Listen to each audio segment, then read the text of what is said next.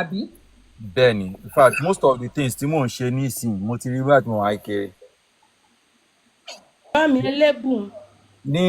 For instance nísìnyí irú US tí mo wà nísìnyí gbogbo most àdúgbò tí mò ń rìn sí àti ibi tí mò ń gbé everything mo ti rí most of it nígbà mo wà That kéré. means you have a divine, like you have a great gift. Yep. It's just for you to know it more and know how to work with it.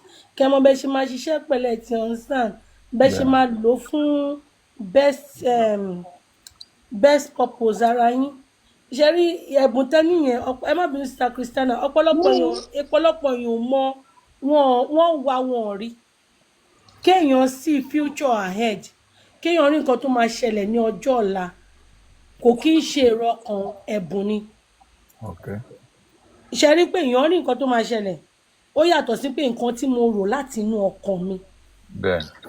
Èrò fẹ́ jọmọ́ instinct nǹkan tí ó wá sí mi ní ọkàn ó yàtọ̀ sí pé nǹkan tí mo rí tó fi hàn mí. Èèyàn míì wọ́n máa fi hàn as a vision.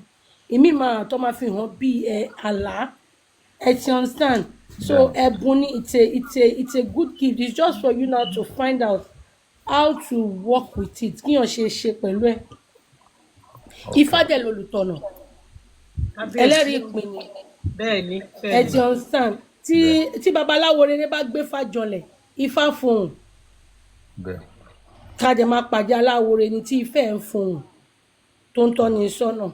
So Ifá ló máa túbọ̀ tọ́ yín sọ́nà pé wá ẹ̀bùn tó wá nìyí o bóyá kó má fi ṣe ibi ni o àbí tó bá ti rí bẹ́ẹ̀ yẹn kó tètè sọ fẹ́ni tó rí sí iṣẹ́ tó wá rí ibi tí gift yẹn tó tún wá burú dé tí ẹ̀bùn tẹ ní burú dé tẹ bá rí nǹkan tó fẹ́ ṣẹlẹ̀ kó dẹ̀ pé nǹkan yẹn ó fẹ́ ṣẹlẹ̀ síyàn kan ẹni yẹn dẹ̀kẹ̀rẹ̀ nǹkan yẹn ò gbọ́dọ̀ ṣẹlẹ̀ sí bàbá tara yín sọ pé kí nǹkan yẹn má bàa ṣẹlẹ̀ sẹ́ni yẹn ẹ lanu kẹsọ tẹ́ ẹ bá sọ yẹn máa ń jẹ gbáǹdì ẹ o. Kábíyèsí o.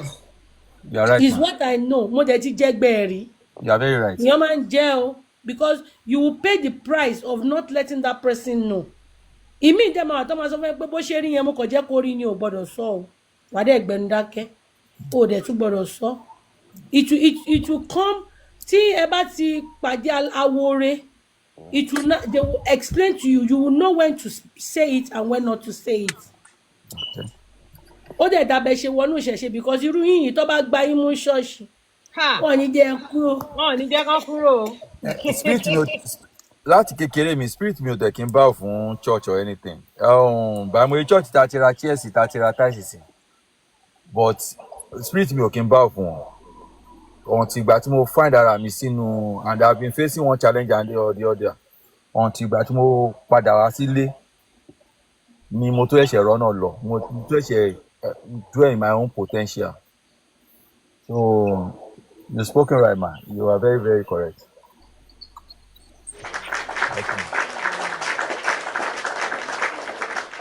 Ó ṣeun ìyá mi Enlighten Soul ìyá Akẹ́jùọlá mo kí yín ẹ káàbọ̀ ìyá mi ìyá Big Joes ẹ káàbọ̀. Uncle Dio tẹ bá tún ní any other question mo ṣì máa gbé yín gòkè ẹ má lọ Uncle Dio. No, mo wà pẹ̀lú yín. All right. Bàbá mi alátúnṣe ẹ kú ojúmọ́ ẹ káàbọ̀ àbọrúbọyè sà ẹ káàbọ̀ bàbá ìyá Akẹ́jùọlá ṣẹ́yìn náà ní béèrè ancestors advocate ìbéèrè tiẹ̀ dà kó tó máa ṣe fábúlẹ́ǹsì o ancestors advocate. Wọ́n mo ní ìbéèrè. Ìyá Akẹ́jùọlá ẹ jẹ́ kí ancestors advocate kọ́kọ́ béèrè títí ẹ̀ ẹ̀yin á wá tẹ̀síwájú. Bàbá mi alátúnṣe Ifá orí mi rè o ẹ káàbọ̀ bàbá. Àbọrúbọyè gbogbo ní o. Ogun àtọyín o ogun àtọyín Ifá orí mi rè o ẹ káàbọ̀. Ancestors wey bèrè question. Ancestors má wọrí bàbá mi alátúnṣe náà ti wà ń kalẹ̀ Christiana Star Christiana náà ti wà ń kalẹ̀ ìyẹn là ń ti sọ kí ló yẹ tẹ́ ń bẹ̀rù báyìí torí Ọlọ́run. Ẹ̀rù ògbódò. Mo was so open individual but when it comes to ẹ̀rù ògbódò. Oh yeah. But don't worry, I'm guided.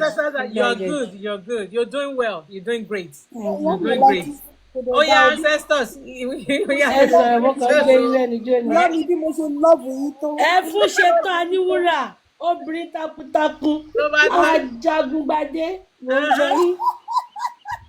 Ó yá fire on. ìyá mi bí mo ṣe lọ́ọ̀bù yín tó ẹ ṣeun ọ̀gbẹ́ni gẹ́ń sọ̀rọ̀ dákú ẹ ṣeun Kí ìyá ló mi dé? ẹ kú ètò mo kí yín màmá mi ẹ láti sọ ẹ kú òun látàárọ̀ ẹ ṣeun gan ni fún omi òmùmọ̀ tẹ̀ ń fún wa mu.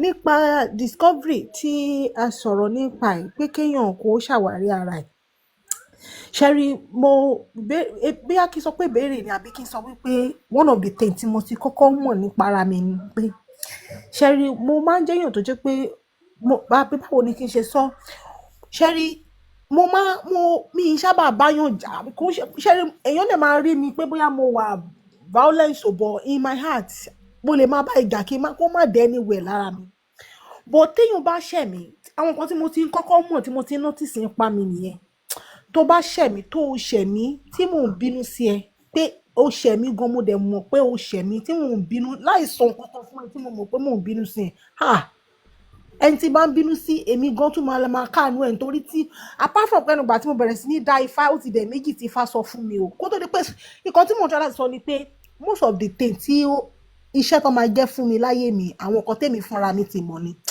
kò síṣẹ́ tí wòlíì kankan jẹ́ àbí táwọn nǹkan kan tí mò ń gbọ́ sí tí ìṣe àwọn nǹkan tí tèmi fúnra ara mi gangan tí mò ń para mi mo dá sáà kan sọ fún mi pé mi gbọ́dọ̀ máa bínú o pé tí n bá ń bínú sí ayé ẹni yẹn á dẹ̀ máa bàjẹ́ èmi fúnra mi gan ti kọ́kọ́ mọ̀ tẹ́lẹ̀ fún ara mi pé tí n bá ń bínú sí yàn tí ẹni yẹn ṣẹ̀ mí tí mò ń bínú sí màá tún máa láti máa káàánú ẹni yẹn so these are the things mo dẹ̀ mọ̀ mi mọ̀ òòṣà tí mo bá wáyé o mo ti kọ́kọ́ discover pé there is something tó connect mi mọ́ omi mo ti sọ̀rọ̀ yìí lórí bíbá dáadáa ṣẹlẹ̀ tí n bá wà down tí mi ní energy mi ò fẹ́ ṣe nǹkan kan ṣẹ́rí tó bá ti lè mú mi bu omi sára ó máa dà pé wọ́n renew strength mi ni gbígbà tí pé wọ́n double energy mi ni màá bẹ̀rẹ̀ gbogbo tí mo ti abandon tí mi ò ṣe màá bẹ̀rẹ̀ sí ní ṣe àwọn kan tí àwọn tó ń béèrè fún self discovery pé kán mọ ara wọn ni mò ń fún kò sá aláǹkọ́ kò sí tó máa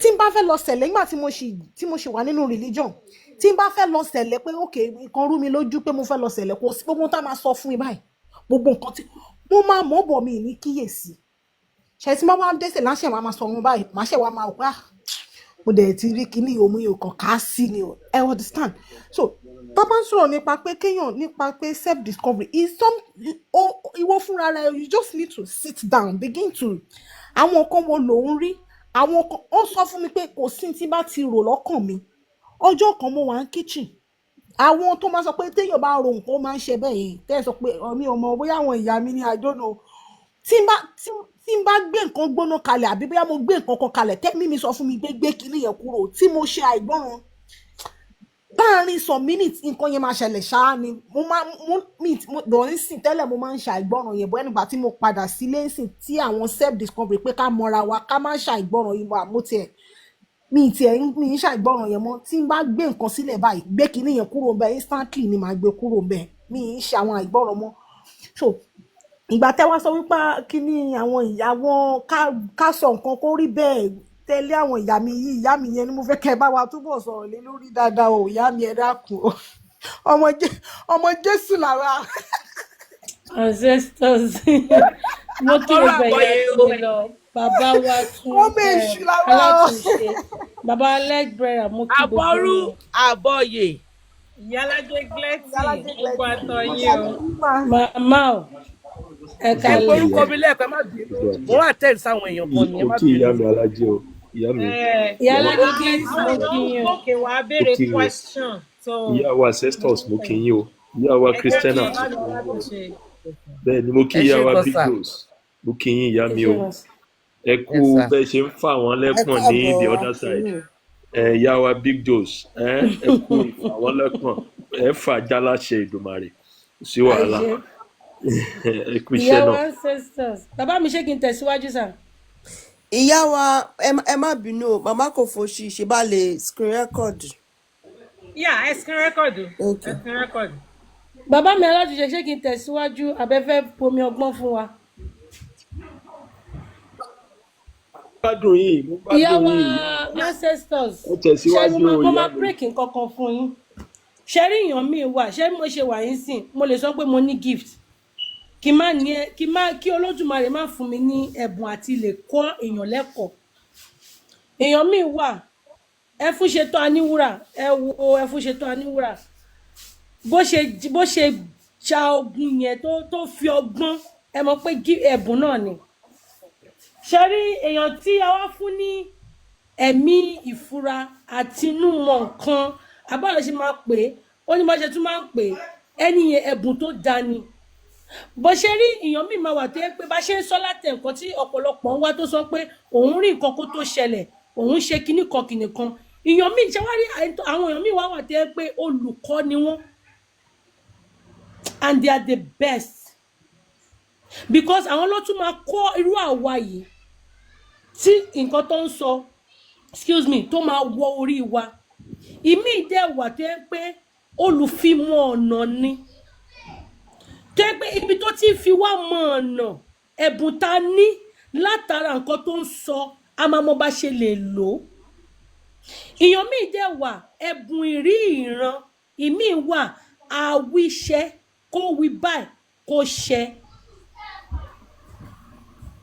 Ọlọ́run ṣe bá wọn pé ẹnu àgbà lóbi tí ń gbó kò wá ń ṣe gbogbo àgbàlagbà àgbà mi à ń lanu báyìí à fún ní ẹ̀bùn yẹn it's more like the cycle of life tá bá bí ọmọ ìpọ̀nrí ẹ̀ ti tẹ̀lé wáyé ìgbà ìṣẹ́rí tó bá yẹ̀ṣẹ̀ bí ọmọdé they are enlightened tọmọdé bá ń dàgbà wọ́n máa wá ìrìn àjò wọn padà tọmọdé bá tún wá darúgbó kò wá ṣe gbogbo arúgbó ló máa meet higher self ẹ̀ kó tó lọ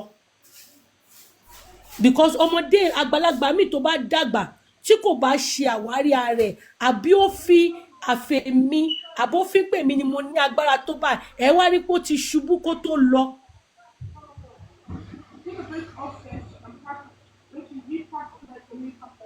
ṣó ń yé wa ẹ̀yin ìyá mi ẹ̀yin bàbá wa so irú nǹkan bẹ́ẹ̀ yẹn nítorí pé èèyàn wá létí ìgbọ́ èèyàn ń gbọ́ràn mi ní parọ́ fún ìyá mi ó fẹ́ jọ wípé ìpọ́nrí èèyàn tọ́yàn sọ́nà ni and the more you now listen to your inner self it is good for some of us sometimes for us to give ourselves 10 minutes no mobile phone nothing because nígbà ayé àwọn bàbá wa kò sí technology and that is when they got enlightened.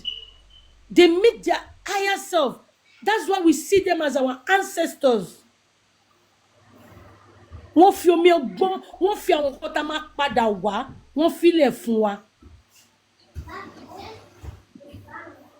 But tí a bá ti mọ bó ṣe ń ṣe, táwọn pé mo mọ gbogbo ẹ̀tàn, ó ń tọ́ mi sọ́nà, ó mọ̀ sọ pé adẹ́dà ṣẹ̀dá, olùfimọ̀nà, kò ní jẹ́ ká pàdé ẹni títí ẹ ti bàjẹ́ o, tó wẹ́ni tó máa bá tiẹ̀ jẹ́ o. Because ibi tá bá tí wọ́n wá pé a fẹ́ mọ́ra wa tí a bá ṣọ́ra tí wọ́n bá lọ dá tí ẹni tó yẹ kó dá nǹkan fún wa bá lọ dá fún wa ó lè bà nǹkan jẹ́ o.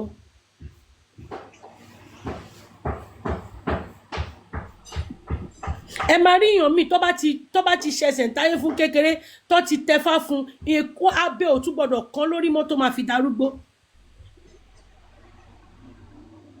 Wọ́n ti fi mọ̀nà nìyẹn. Èèyàn míì dẹ̀ wà jagunjagun ni tó bá sọ̀rọ̀ báyìí ara ẹ̀ máa jà ní bí ìṣọ̀kànnà á máa jà bí Ṣàngó ní Olúkòso àyáríná ẹ̀bìtì yẹ́rìyẹ́rì ara bá ń bí ọkọ ya á máa jà ní ó dẹ̀ máa ṣe ní àṣeyọrí tí èèyàn míì bá dán wò kó máa dán tán bó ṣe wá ń ṣe àwọn ìgbà míì máa tó máa sọ pé má ṣe nǹkan báyìí that is that person's guide ìkànnì ẹ̀ ń tọ́ sọ́nà. Gbogbo wa dẹ̀kẹ̀rẹ̀ tí a dẹ́dà dá níwọ̀n ìgbà tí orí wà ní ọrùn wa a gbọ́dọ̀ máa pọ́n ṣèké orí wa. A gbọ́dọ̀ máa ṣèké ká máa ṣègẹ́. Ẹ máa níyàn mi tó máa sọ pé má sọ̀rọ̀ burúkú sí ṣẹ̀dá ọmọ mi o. Tó bá fẹ́ rin ògùn òyàn mọ́lẹ̀ àtorí lọ sí bẹ̀rẹ̀ wọ́n bẹ̀rẹ̀ láti rù. Tó bá dẹ̀ fẹ́ kíyàn wọlé lóòyè àtẹsẹ̀ lọ sí máa bẹ̀rẹ̀ those two things connect because tí orí wa bá tọ́ wa sọ́nà tí ìpọ̀nrí wa ta listen tí higher self wa tọ́ wa sọ́nà ẹsẹ̀ wọ̀ ní gbé wa débi burúkú ìpọ̀nrí olúkálùkù wa ló pè wá padà o òun ló tọ́ wa sọ́nà pé ká máa padà bọ̀ ìmí inú yín dẹ̀ wà tẹ́ fún ṣetán aníwúrà ìmí wà Ògúnlákáyọ̀ Ọ̀ṣìmọlẹ̀ ló máa jagun ni ajagungbadé ni. bá mi wí ìyá ẹ má ìlàjì bínú mo jù ní àmọ́ bínú ẹ má bínú ẹ má pa lówe lówe èmi lẹ ń bá wí ẹ má pa ẹ má lówe bínú ẹ pẹ̀lẹ́ mọ́ ṣé tí ó ń sà ìmí ni wọ́n dẹ̀ wà tẹ́ pé ṣẹlẹ̀ ń gẹ́ ni a gbọ́dọ̀ bínú so tí ẹ bá ń pẹ́ ẹni tẹ́ bá ti rò nǹkan sí pé tẹ́ni ẹ bá ṣẹ̀yìn tó bá dùn yín ẹ máa wò báyìí pé mo dẹ̀ bọ̀wọ̀ pẹ̀lá rẹ̀ mo bọ̀wọ̀ fálá rẹ̀ mo yáfi ẹ̀ mo ẹ sọ kí àparí inú wa kó má bàa tòde wa jẹ́ o kó lùtọ̀nà kó tọ́ wa sọ́nà o torí ọ̀pọ̀lọpọ̀ èèyàn míì tẹ́ máa rí tó máa jọ́mọdé tó pààyàn àìgbọ́ràn ló pa o ìmí èèwọ̀ ló fún èèwọ̀ tí wọ́n sọ pé Ifá ò gbọ́dọ̀ jẹ òun ló gbà o nítorí pé kò gbọ́ràn sí o ẹni tó bá ìgbà tó bá lọ tẹfá ìwà àtórí ẹlẹ́jọ́ wálé àti ìpọ̀nrí ẹ̀ ẹjọ́ lọ rìnrìn àjò yẹn ni nǹkan tó bá wá fẹ́ fún ní mọ́mẹ́ǹtì yẹn ló máa gbà ẹ má bínú ẹ̀yin àbọ̀ bàbá mi mo rest my case my eyes is pushing me. ẹ̀yin mọ reason tí yèyé fi sọ yí pé ẹ̀yin ni pé kí n kọ́kọ́ pè lẹ́nu ni don't ever underestimate yourself. You are doing well. You are doing well. Mo tún kí gbogbo lélẹ̀kan sí bàbá mi light bearer, bàbá mi alátúnṣe, ẹ káàbọ̀. Red Lion, you came up, you want to ask question. I guess do you still want to ask your question? Red Lion?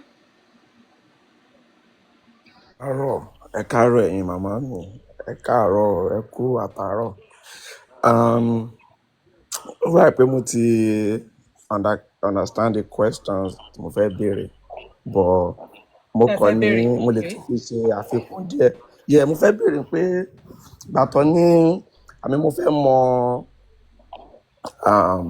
àwọn tá à ń pè ní irúnmọlẹ̀ nílẹ̀ Yorùbá. Èmi ní my own personal belief àti opinion mi nípa ìyẹn, but bí àwọn lè tún enlighten wa nípa ìyẹn.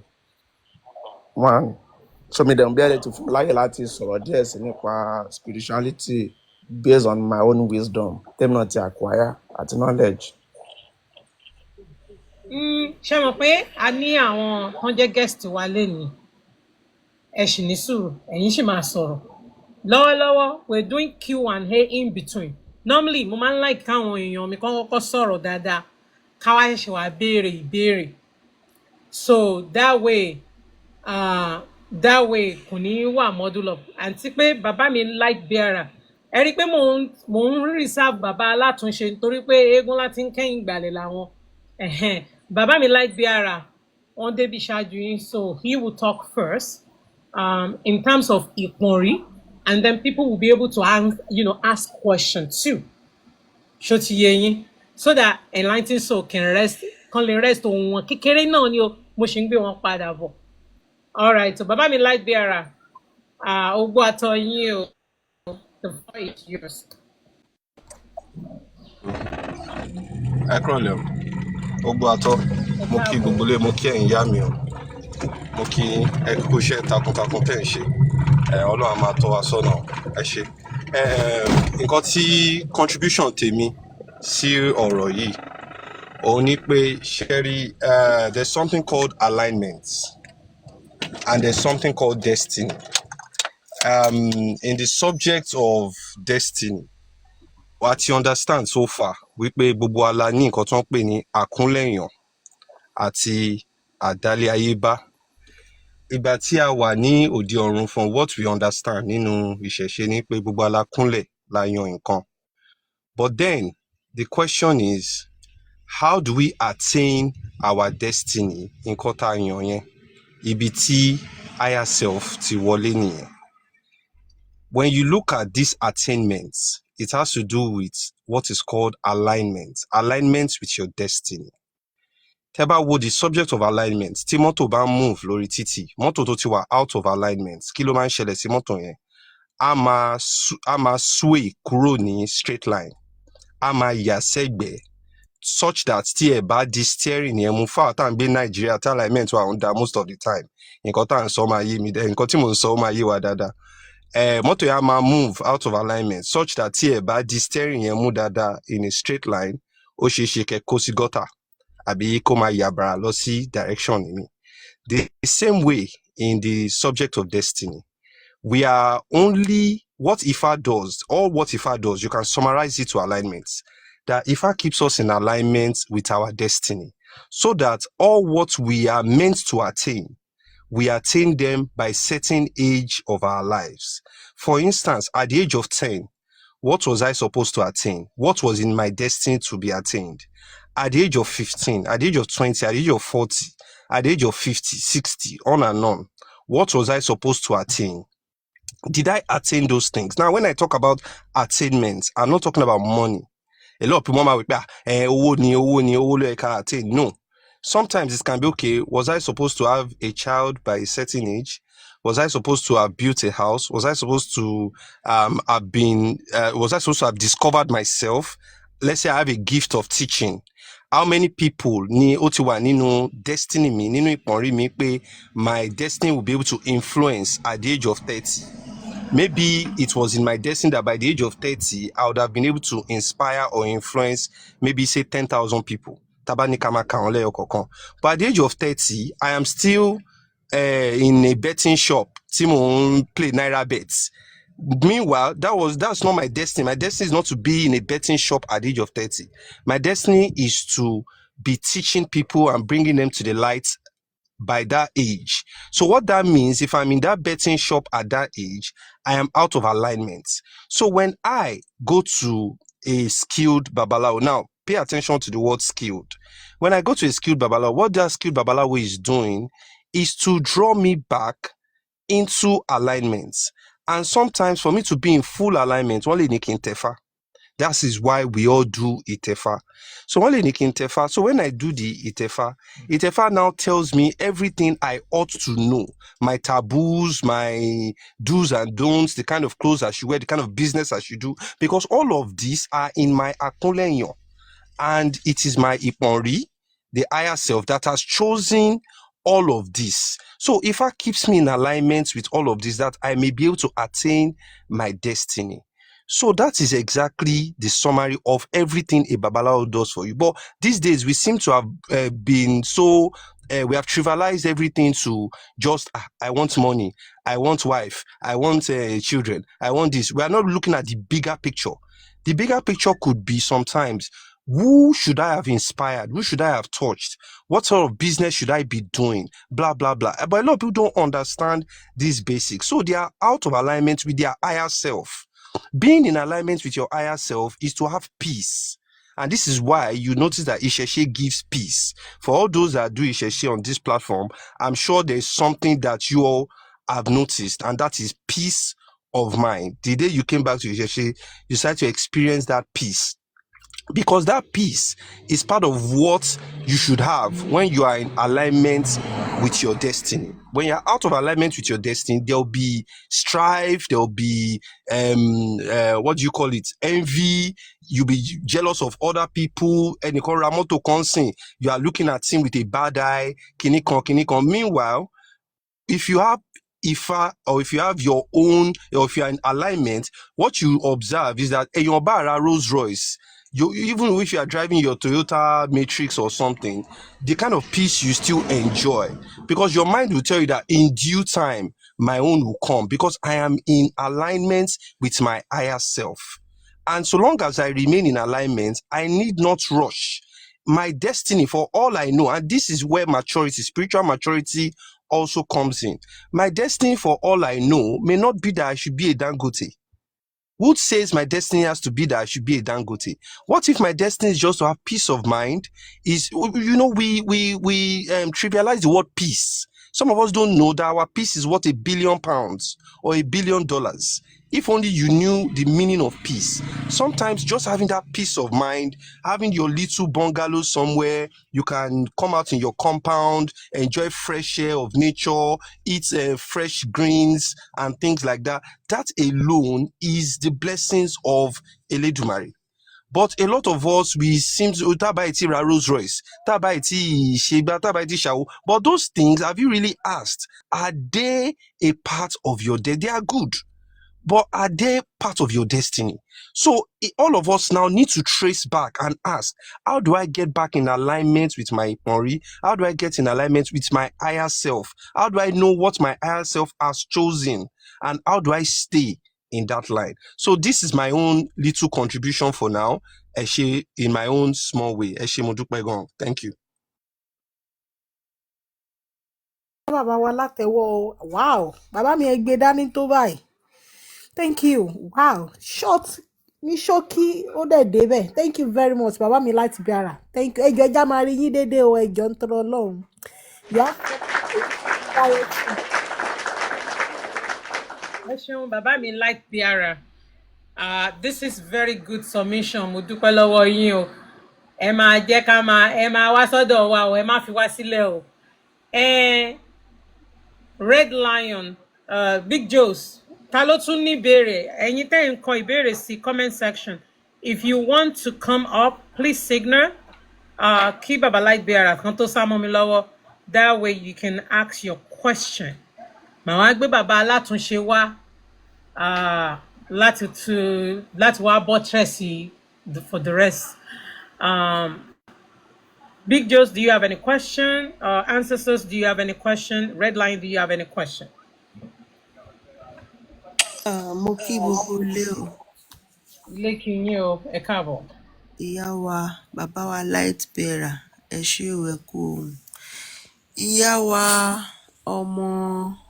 ọmọ Kẹ́hìndé Akin Láìtísù, ìyá mi ayé Ìyálájé Clety Alátiṣe.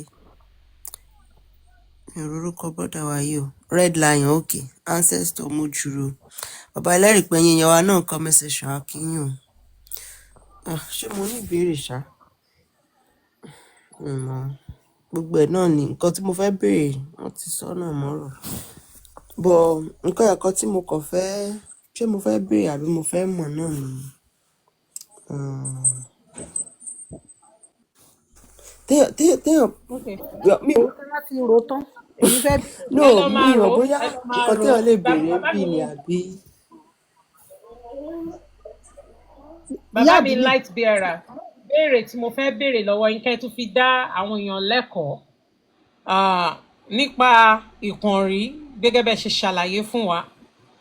Àwọn èèyàn ń béèrè question lẹ́ẹ̀kan pé ṣé èrò wọ́n ń béèrè nípa question nípa èrò ìmọ̀ àyà àti ìpọ̀nrí. Okay ma. Báwo ni wọ́n ṣe relate mọ́ra wọn? Ẹ gbóhùn sókè bàbá mi.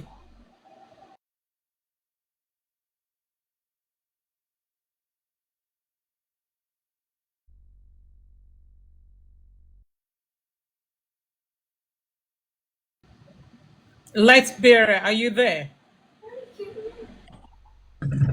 Yes, I am. Yes, I am. Eshegon. So, èrò, in my own view, èrò àti ìpọ̀nrí are two different things. They are not the same. Why do I say that? Èrò is thoughts, and in our thoughts comes out of our minds. Ìpọ̀nrí, like you said, is our higher self. So the higher self is, you can call it in Christendom, they call it the spirit man. The spirit man. So the spirit man can be what àwọn Yorùbá tún pè ní ẹnì kejì wa, in the spiritual and the astral realm and all of that. But then èrò is actually something that comes from our thoughts. So if you look at the makeup of man, we are broken into three phases: the body, the spirit, and the soul. So that spirit is in my own view, is the Iponri, the spirit or the soul. We can call that the Iponri. But in the spirit also, comes the mind. The mind also is a function of the spirit, because all our thoughts, for our thoughts to even come to reality, it means that we are channeling it from a deeper side. That's why the mind is never physical. Though the brain may be physical, but the mind is spiritual. It's not physical. But the thoughts is a function of the mind, of the spirit rather. So our minds come from our spirits. Our spirit actually carries our mind. And that's why sometimes when we put minds together, our spirits can achieve the unthinkable. If we all can come together and say, Kini, Afeshi, both saw in the past, we pay the voice of man is the voice of God. Because when men come together, somebody feel Afeshi come by, Kini, more than likely, they will surmount any challenges before them. So your Ipori is on a higher plane than your thoughts. Your Ipori actually carries your thoughts, but not that your thoughts and your Ipori are on the same level or are the same thing. Your Ipori carries all your thinking and your thoughts. That is my perspective, ma. Thank you.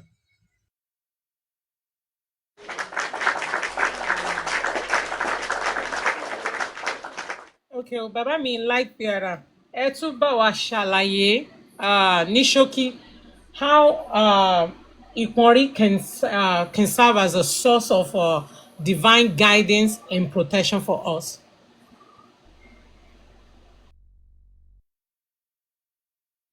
How Ipori can serve as a source of divine guidance for us. Our Ipori is a function of what we chose. From Yoruba cosmology, we understand that there is a being called Ajala Alamo, who molded all of us and also molded our destiny. And Ifa was there to observe what was molded. So they call Ifa Eleri Ipi, meaning witness, he who witnessed destiny.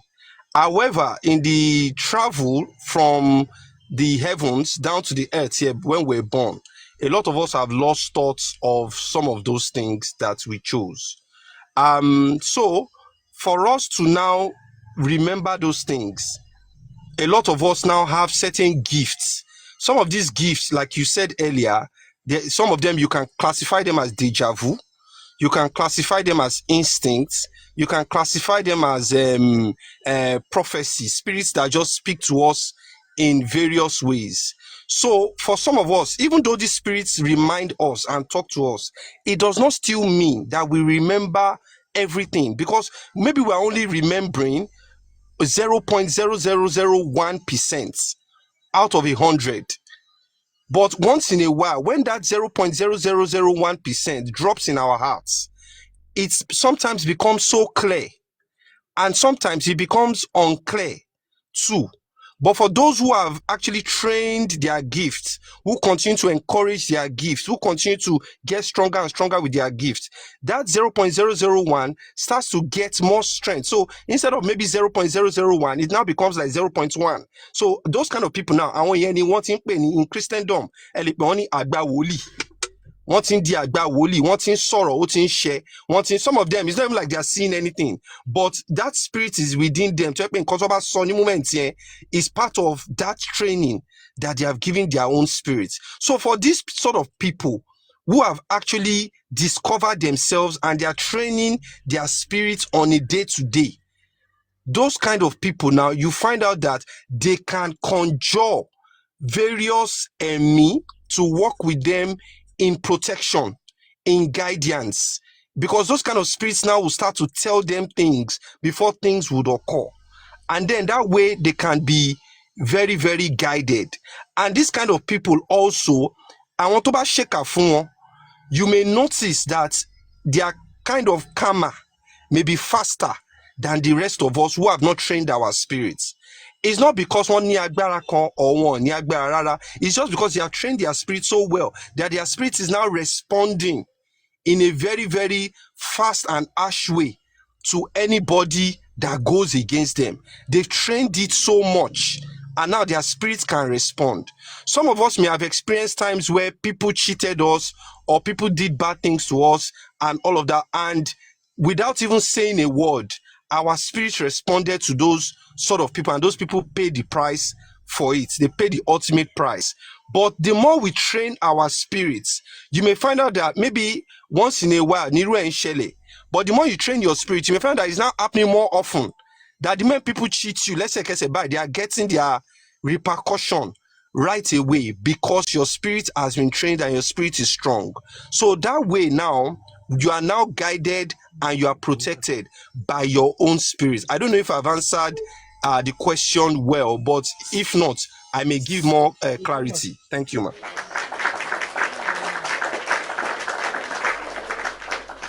So one last question before Ki did a question. The questions that I also want you to elaborate for us. No, we treated self-exploration, self-discovery. How does the Ikonri conjunct with in terms of transformation and evolution, in which we'll be able to embrace our higher self? Okay. Thank you. Thank you very much for that. So speaking of transformation and evolution, you can only be transformed from one state into another state. Now, evolution or revolution, which are two different things. Evolution is gradual. Revolution is instant. Evolution comes with time. Revolution comes immediately because people want that change now. Now, we as human beings, naturally, we cannot revolve. We can only evolve. And that's why even the Charles Darwin theory talks about the evolution of man. The evolution of man. So we don't revolve as human beings because we don't get change instantly.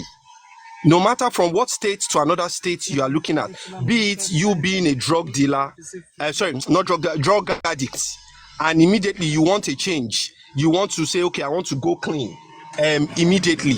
It does not work like that. We all know that there is a process and there has to be a time frame involved. This shows you an example of evolution.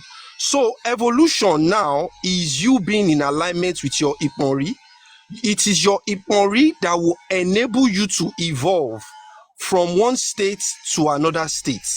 If you are looking at the revolution, and that's why the Christians, it is being said by nearly everyone today that they are scamming people in the sense that they are looking for revolution. They are not operating on the concept of evolution.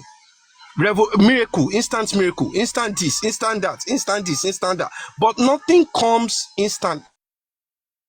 It takes time.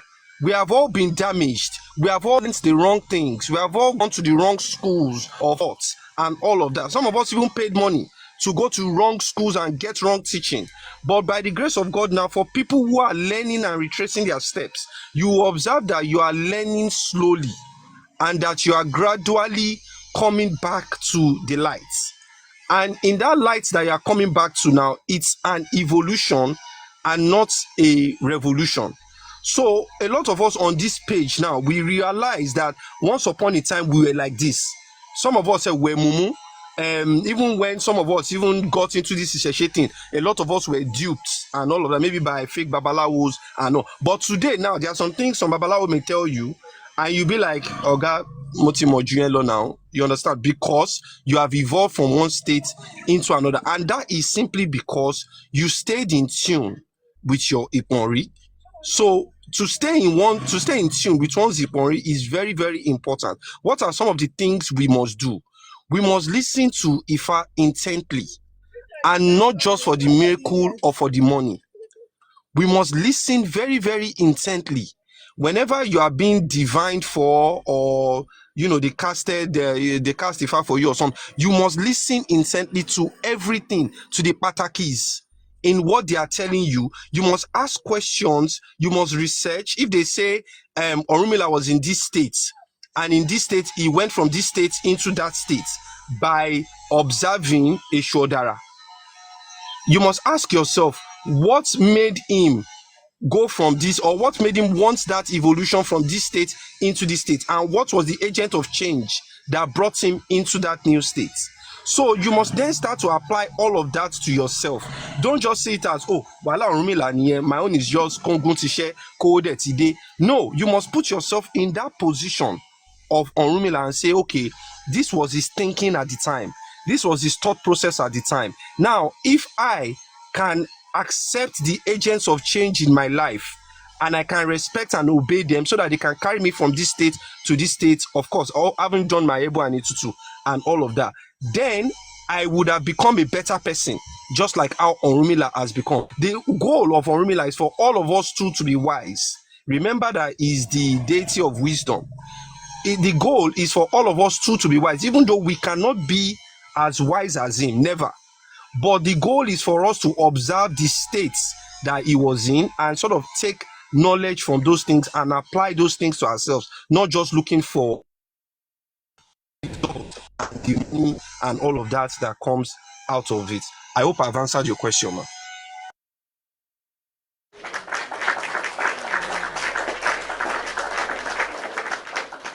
Bàbá mi Light Biara, mo kí yín, ẹ kú ọgbọ́n, ẹ kú ìmọ̀, ẹ kú òye, ẹ ní sọ̀rọ̀ tán o. And I want to use this opportunity. Mo mọ̀ pé òyìnbó lè pọ̀ lóòótọ́ lẹ́ni, ẹ jọ̀ọ́ ẹ bá wa gbà bẹ́ẹ̀. Àwọn máa sọ Yorùbá, máa sọ òyìnbó náà ni, ṣe ti gbọ́, gbogbo wa náà la ẹ̀ṣẹ̀ ẹ mọ̀, gbogbo wa gbogbo wa náà ni à ń ṣe pé kí gbogbo wa ṣáà ká lè gbọ́ lecture yìí. In any way tí àwọn èèyàn bá lè communicate, ẹ jẹ́ ká gbà bẹ́ẹ̀. A ẹ̀ṣẹ̀ ń kọ́ Yorùbá padà ni. Ẹ rí pé òyìnbó yẹn náà kò ń ṣe pa agbọ́ náà, asbaf náà là ń sọ. Yorùbá yẹn náà àtúwá gbọ́ òun náà. So ẹ ṣáà bá wa gbà bẹ́ẹ̀, ẹ bá wa gbà bẹ́ẹ̀, ṣe ti gbọ́, ẹ bá wa gbà bẹ́ẹ̀. Bàbá mi Light Biara, ẹ ṣé gan ni o.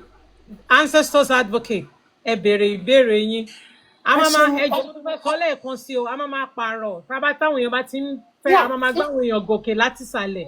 Táwọn kan bá ti ṣe tán lókè, a tún gbé àwọn míì gòkè padà, ṣe ti gbọ́. Ẹ ṣeun ìyá mi, ẹ ṣeun ẹ̀yin bàbá mi. Ẹ ṣeun bó ṣe máa rí nìyẹn, ẹ ṣeun. Bàbá mi, question mi ni pé ṣé mọ̀ pé gẹ́gẹ́ bí ọ̀rọ̀ tẹ́ ti sọ látàárọ̀ pé a ti ṣe àwọn mistake kan, a lot of things ti ṣẹlẹ̀, a ti sọnù àwọn nǹkan kan, àwọn iṣẹ́ kan wà tá àti tí ò yẹ ká kọ́ nípa ìmọ̀, àwọn la kọ́, àwọn course wà tá lọ ṣe nípa ìmọ̀ tó jẹ́ pé it's just like wasting of time because experience ti pọ̀ lóríṣiríṣi. Irú èmi tí mo bá yín sọ̀rọ̀, mo ti gba shop tó pé mo ná almost 1.something million. Mi ò rò pé èèyàn márùn-ún wọnú shop yẹn tí mo fi kó ẹrù padà sílé pẹ̀lẹ́kún. So a ti rìn lọ bí ọmọ tó rí sọnù. Now my question is, àwọn nǹkan wọ̀nyí a mọ̀ pé bá ṣe padà dé kò kí ṣe nǹkan tó jẹ́ pé a lè rí correct once.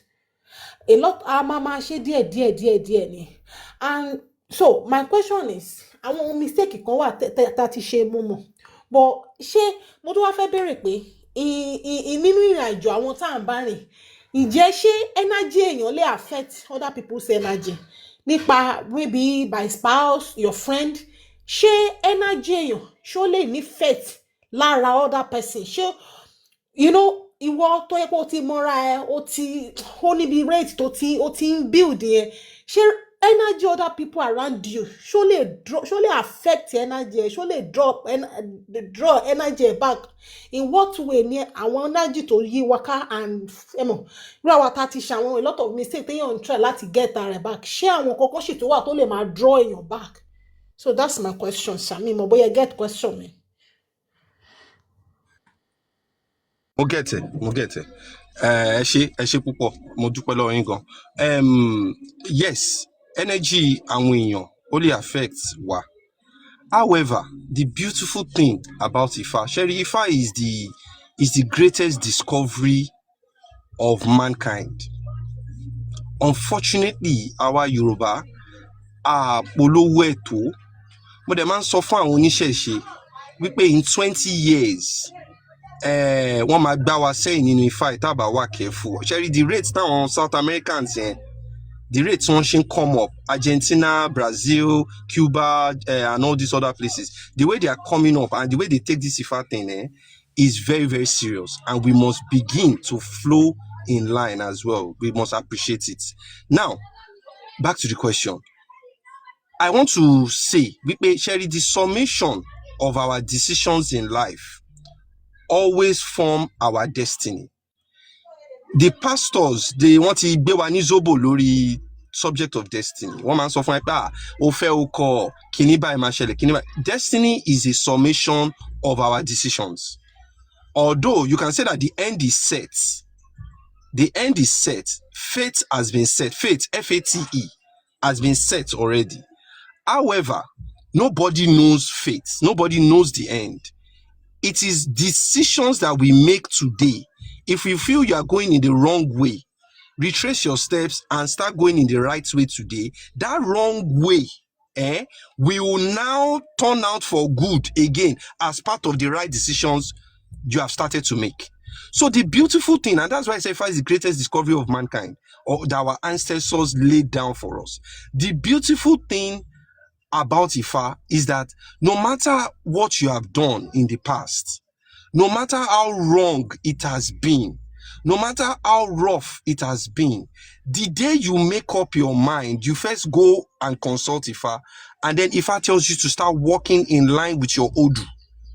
And this is your Odu, your own personal Odu, your energy that was made for you, designed for you, not for anyone else.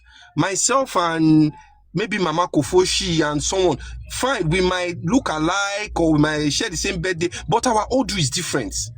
And that tells you that our energy is totally different. So if I can walk in line with my own energy, no matter whose energy is around me that is negative, my energy is going to surmount that energy. It is when I have not been walking in line with my own energy that somebody's energy will surmount mine, or will influence mine, or destroy mine. The day I start to walk in line, àwọn èèyàn kọ́ lè rí pé mo bẹ̀rẹ̀ sí ní wọ́n lára ni. Mo lè máa gbé pẹ̀lú yàn bóyá mo ń squat. Kẹ́ni all of a sudden kókó jí láàárọ̀ ọjọ́ kan wo ó ní mi lára o, ó ní mi wá máa lọ. Ẹni yẹn fẹ́ tì mí sínú destiny mi ni. Ó fẹ́ tì mí sínú destiny because my destiny, my energy is not meant to be under him or her. My destiny and my energy is meant to be free. But because I didn't realize my wild strengths, anybody mo fẹ́ ro fi gbálẹ̀ ẹ sì jẹ́ máa squat bí by now kíní kan and all, but I've not realized myself. The day I now go and realize myself and I start doing the right things that if I wants me to do, naturally gbogbo àwọn èèyàn bẹ́ẹ̀ yẹn mama ní wọn lára ni. One mama lay me, a mama believe ni time here. Timi Obawa spiritually mature.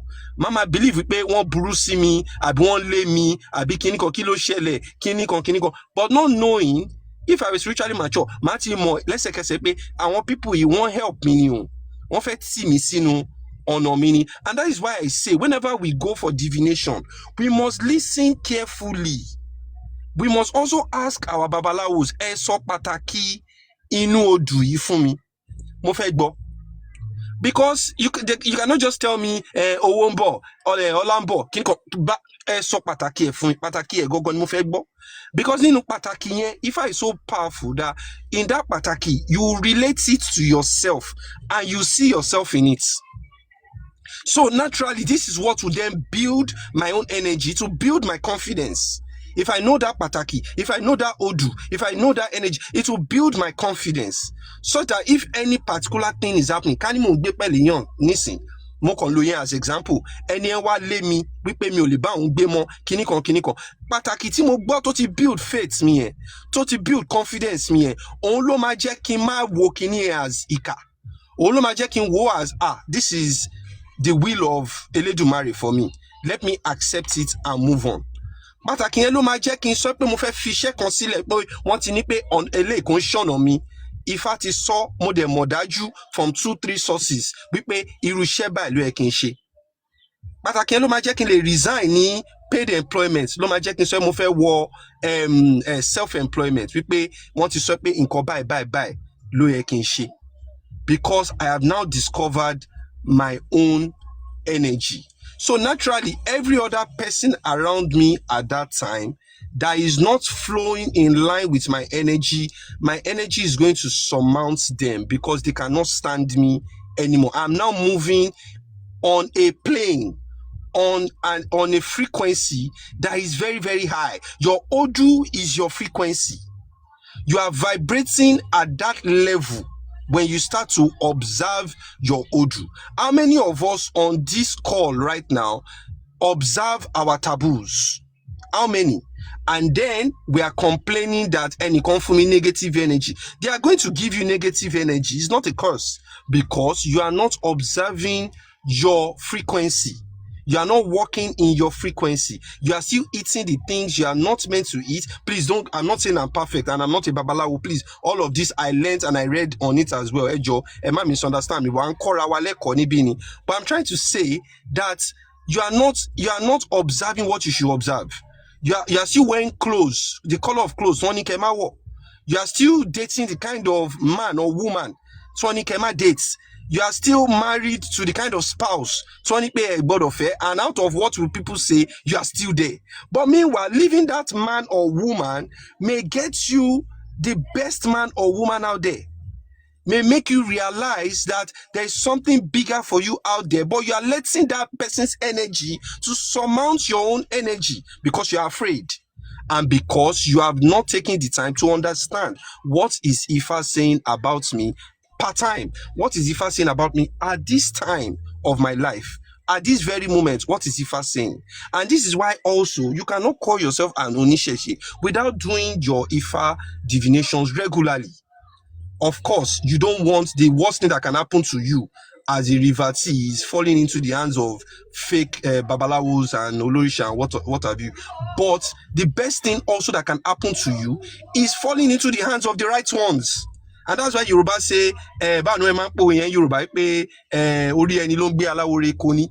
you know, that's why Ifa says that, because Ifa himself knows that if you meet the right babalawo and you can follow all the precepts, dictates, warnings, and all of that, taboos and all, your life will go smoothly. Naturally, you are suffering under the energy of Ajay. Naturally, you now become the friend of Ajay.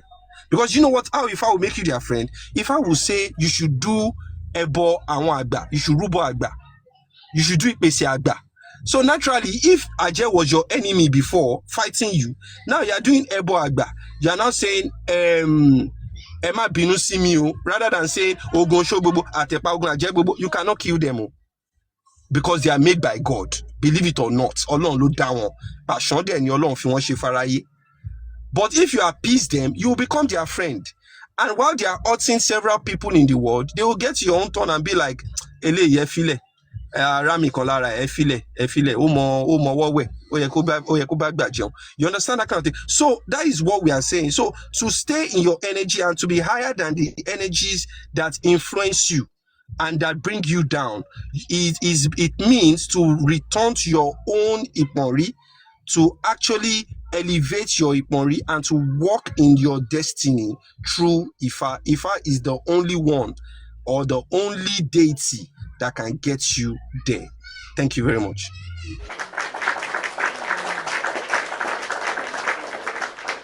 Babami, thank you very much. Babami, thank you. Thank you.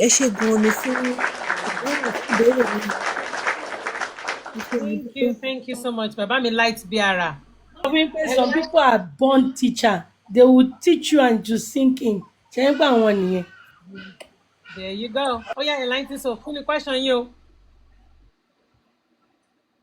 Thank you so much. I hit nearly to the brim. Like I also learn. Mo bere question kan lẹ́ẹ̀kan. Ẹ má bínú sir.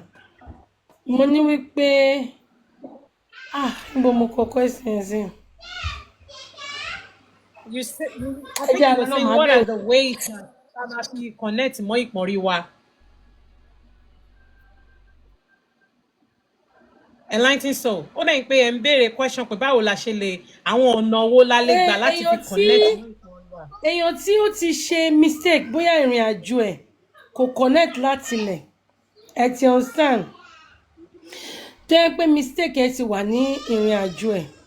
Káwá sọ pé ẹni ẹ ti tẹ̀fá and the person hasn't actually connect with their ìpọ̀nrín. How will they connect with their ìpọ̀nrín? Ẹ̀sìn ọ̀sẹ̀ báwo lọ ṣe máa rìnrìn àjò yẹn débẹ̀? Because a lot of people ṣe pé question tí gbogbo àwọn èèyàn ń béèrè sí ni pé báwo la ṣe máa rìn pẹ̀lú ìpọ̀nrín wa? Báwo la ṣe máa align? Is it only through Ifá alone or maybe through other ways? And ẹ jẹ́ bá mi tẹ̀síwájú sir. Eshegoma, please, I'm not tired though. As long as Tebashi Feki answer, I'm happy to answer. But as long as you are happy to ask me, I'm happy to answer. So, Emma, we sumi o remi ko sumi ko remi o. I'm happy to be here, ma. So, any tobati get it wrong. Like I said, Ifa is the one way, is the surest way that Olodumare has given to us in this part of the world to connect. There is no other way that is sure. The Olorishas will solve a problem per time. But do they have control on destiny? No, they don't. They don't. Toba de level kon, even an Olorisha will say at this point, Eja Lokpe, Eja Difa, Toba ti de level kon.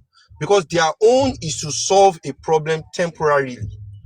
But the permanent solution that we all want, which is to live in destiny, lies with Ifa.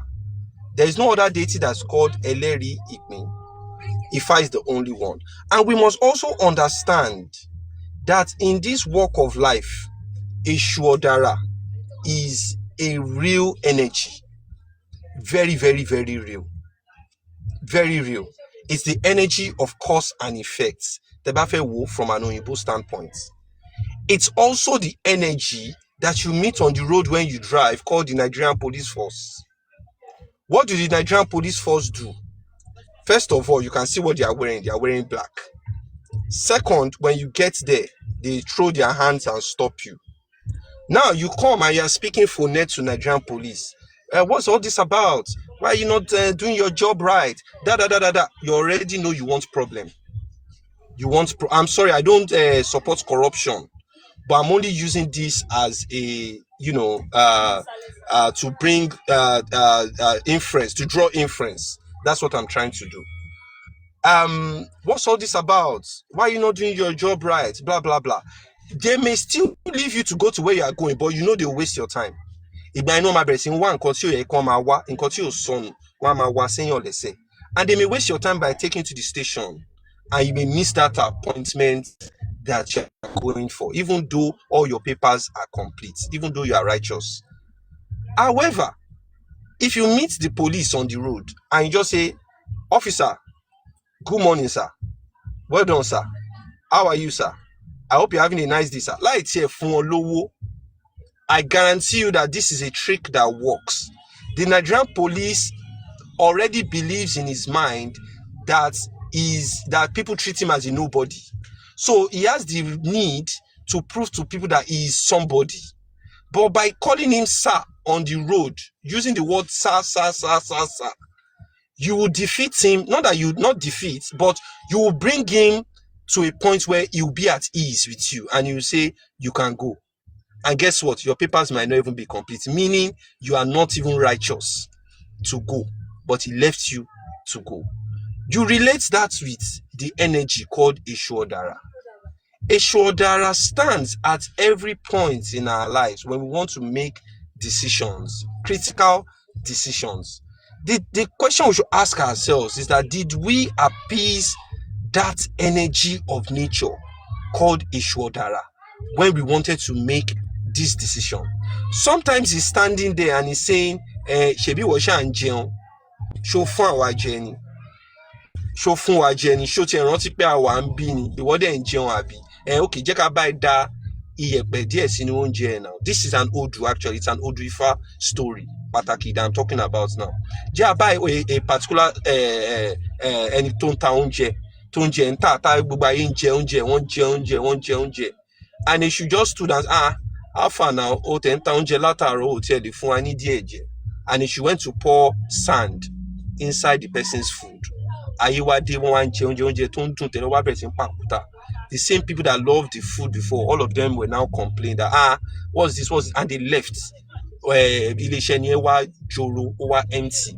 Ẹni ẹ wá lọ bá àwọn babaláwa sọ pé ṣé ìwọ rí pé èṣù náà need oúnjẹ ni? Ìwọ náà bẹ̀rẹ̀ sí ń fún èṣù lóúnjẹ. Ìgbà tó bẹ̀rẹ̀ sí ń fún èṣù lóúnjẹ, èṣù wá jọ gbogbo òkúta yẹn, àwọn èèyàn wá padà dé. They now start to patronize again. There is that energy called Eshu Odara. Before you married your spouse, did you appease? Or did you divine? Before you got that shop, before you started that business, before you made that travel, did you appease or did you divine? Some of us, believe it or not, our destiny is in Nigeria and we are in the UK. Nothing against those in the UK, but they may be surprised that in Nigeria, the kind of peace, I still go back to the word peace. Remember, I'm not talking money, because people use money as the standard to judge life. That, eloloni, owo teyan ni teyan ku at the age of 50. What then is the point? Ko gbo, ko to, ko fowo pewu, ko ferigi jobi. But I still use the word peace because peace is paramount. Did you appease these energies that you may have peace in your life? You didn't. And these energies too struggle with you. So when they struggle with you, you may find out that something is going right today, is not going right tomorrow, this and that and that. The day you start to observe all these energies and you are paying attention, like if you are walking, walk in the spirit. An Onisheshe person, a true Onisheshe person, always walks in the spirit. Always. A real Onisheshe person never bojulogun, but instead they walk in the spirit. Ojulala Konfinshori, they are always eyes open and guarded in the spirit. Bombari anybody tó ń bọ̀ nsìn, wọ́n ti ń bu ẹni yẹn, irú ìwà wo ló ń wù, irú aṣọ wo ló wọ̀, irú ọ̀rọ̀ wo ló ń sọ lẹ́nu, kíníkan, wọ́n ti ń last. Wọ́n ti ń try láti relate ẹ̀ mọ́ra wọn because wọ́n differ just 2 weeks ago or something like that.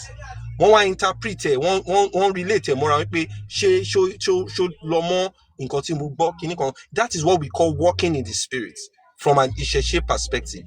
So when we do all of this, naturally we are going to defeat energies that are wrong, that are not right for us. I can tell you a story, a personal experience of mine. This is just me getting personal, but I believe that we are a family here and there's nothing that we say that we cannot all learn from. Let's learn from each other. I am building, or not building, I finished building, but there's a part of the house that still needs some plastering job. And I call a motin lo bricklayer kan láti fi ma plaster ilé. But boy, ó ní àwọn ìwà kan tí mo ti ń observe.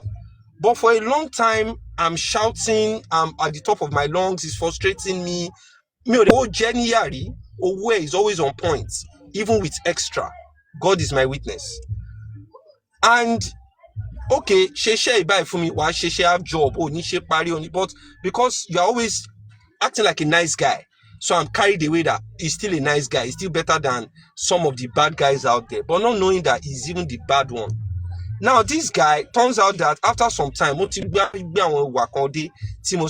I cannot work with this guy. I then go and call another bricklayer, not knowing that this first guy,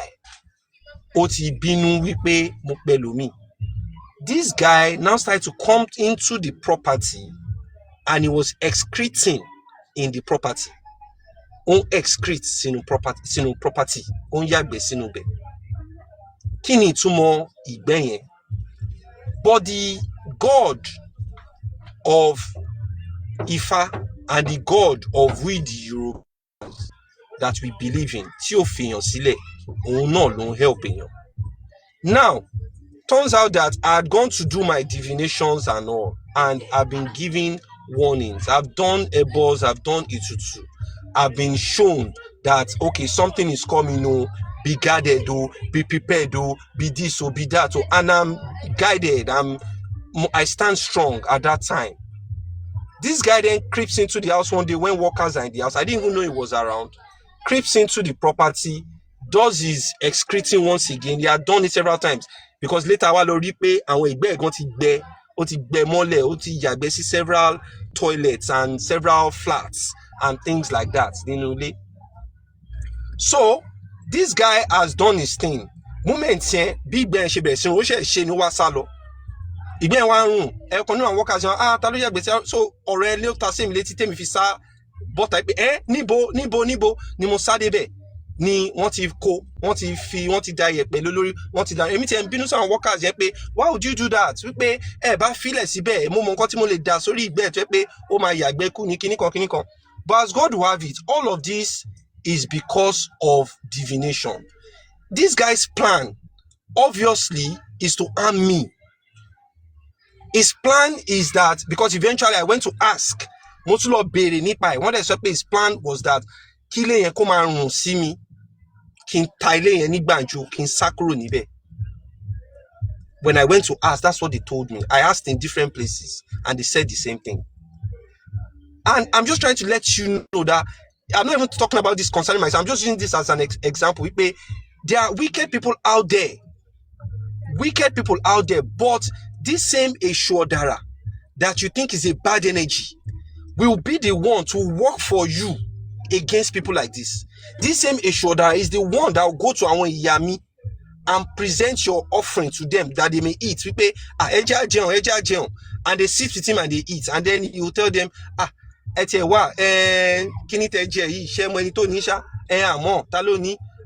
bọ̀bọ̀ yẹn ni bọ̀bọ̀ tẹ̀ ń gbógun tiẹ̀ ló òun ló ní lẹ́dẹ̀ fún wa jẹ ti jẹ́ náà nìyẹn dáríjì o lè jẹ oúnjẹ ẹ̀kẹ́ tó máa bínú sí náà kíníkan. This same shoulder is the one that will do that for you. So it depends on how well you position him and how well you respect him. I always tell you that Eshu is not a friend. Don't take him as a friend. Just take him as an ally because it's like Nigerian police. You don't befriend Nigerian police. You use them as allies. So take him as an ally and use him when necessary. If you do these things, you will bury a lot of ogun. A lot. However, I must also add that life in itself is not a perfect place. We are all going to face challenges no matter the ifaronu that you throw. Because even Babalawos themselves, they face their challenges. But the kind of challenges you face, they are the kind of challenges that you still have peace. I still use that word peace once again. You will have peace over those challenges. You will know that it will pass, it will come, and it will go. It will not be the one to mama gbeyan let me it's okay to epo ma tete payan. Do you know why? Because your airborne and it will continue to give you peace. You say, don't worry, it's just for some time. It's all going, and you see them go. Bon she wa ni won she ma lo. So Ifá ni amono, oni atono. Doing she do it fully. Do it. You don't have to be a babalawo, but do it with all your heart and respect the deities. Respect them for who they are and understand that without them you would not have been here. They are the ones that paved the way for you. Respect them, do the little you can do, and you will see that they will continue to be with you. They will not leave you. So that is my little summation. Thank you.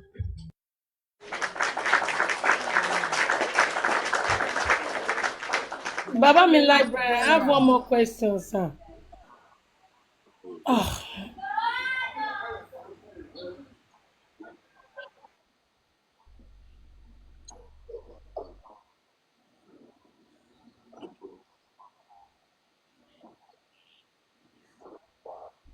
A shell.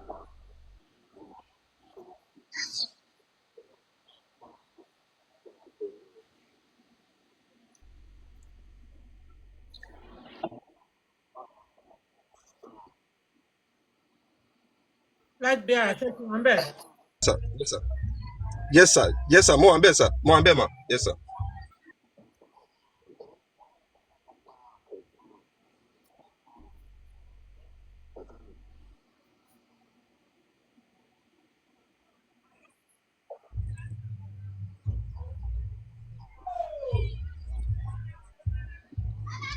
no mi ò bínú sá, mi ò kí ń ṣe babaláwo, but oníṣẹ̀ṣe. student ni mí, student in the sense wípé ẹni tó máa ń kẹ́kọ̀ọ́, but èmi ò kí ń ṣe babaláwo, mi ò kí ń ṣe babaláwo. ok akẹ́kọ̀ọ́ nínú ìṣẹ̀ṣe àbí akẹ́kọ̀ọ́ gbogbogbò. Akẹ́kọ̀ọ́ nínú ìṣẹ̀ṣe tó wá ní interest sí other subjects, but ìṣẹ̀ṣe ni èmi gbàgbọ́ pé ó ju ohun gbogbo lọ. ok ẹ ṣe bọ́rúbọyè fún yín lẹ́ẹ̀kan. ṣe rí ìdí tí mo fi béèrè ìbéèrè yẹn ni pé a ti kẹ́kọ̀ọ́ púpọ̀ lọ́dọ̀ yín, and ẹ̀kọ́ tẹ́ kọ́ wa ó dáa púpọ̀, from the knowledge tí a rí mú jáde nínú Yorùbá cosmology ó wà lójú ọ̀nà. Ìdí tí mo wá fi béèrè orúkọ yín àti bóyá oníṣẹ̀ṣe ní àbí nǹkan kan ojú ní abẹ́ àwọn àfiwé kan tí ò sì fi gbogbo ara tẹ́ mi lọ́rùn ní abẹ́ ìfi àìṣàlàyé ní ti àwọn ìyá mi àti ti Èṣùn. That presentation yẹn ẹ túnbọ̀ bá wa ṣe iṣẹ́ lé lórí, ṣùgbọ́n ní gbogbo ìyókù mi ò ní any issue pẹ̀lú ẹ̀, torí pé Èṣùn tí ẹ ṣe description lé ní abẹ́ wọn lọ ń da òkúta sí oúnjẹ yẹn, ẹ túnbọ̀ ṣe àwọn ìwádìí púpọ̀ ní abẹ́ ibẹ̀ yẹn, àti àwọn ìyá mi tí ẹni wọ́n máa ń gbógun tìyàn yẹn, ẹ túnbọ̀ náà ṣe, nítorí pé àwọn nǹkan yẹn ò lọ lábẹ́ ìṣẹ̀ṣe culture, torí pé ó ní àwọn ìdí kan, ó dẹ̀ ní àwọn nǹkan kan tí wọ́n ń pè ní flows of energy tí a bá ní pé ká máa ṣe àtúpalẹ̀.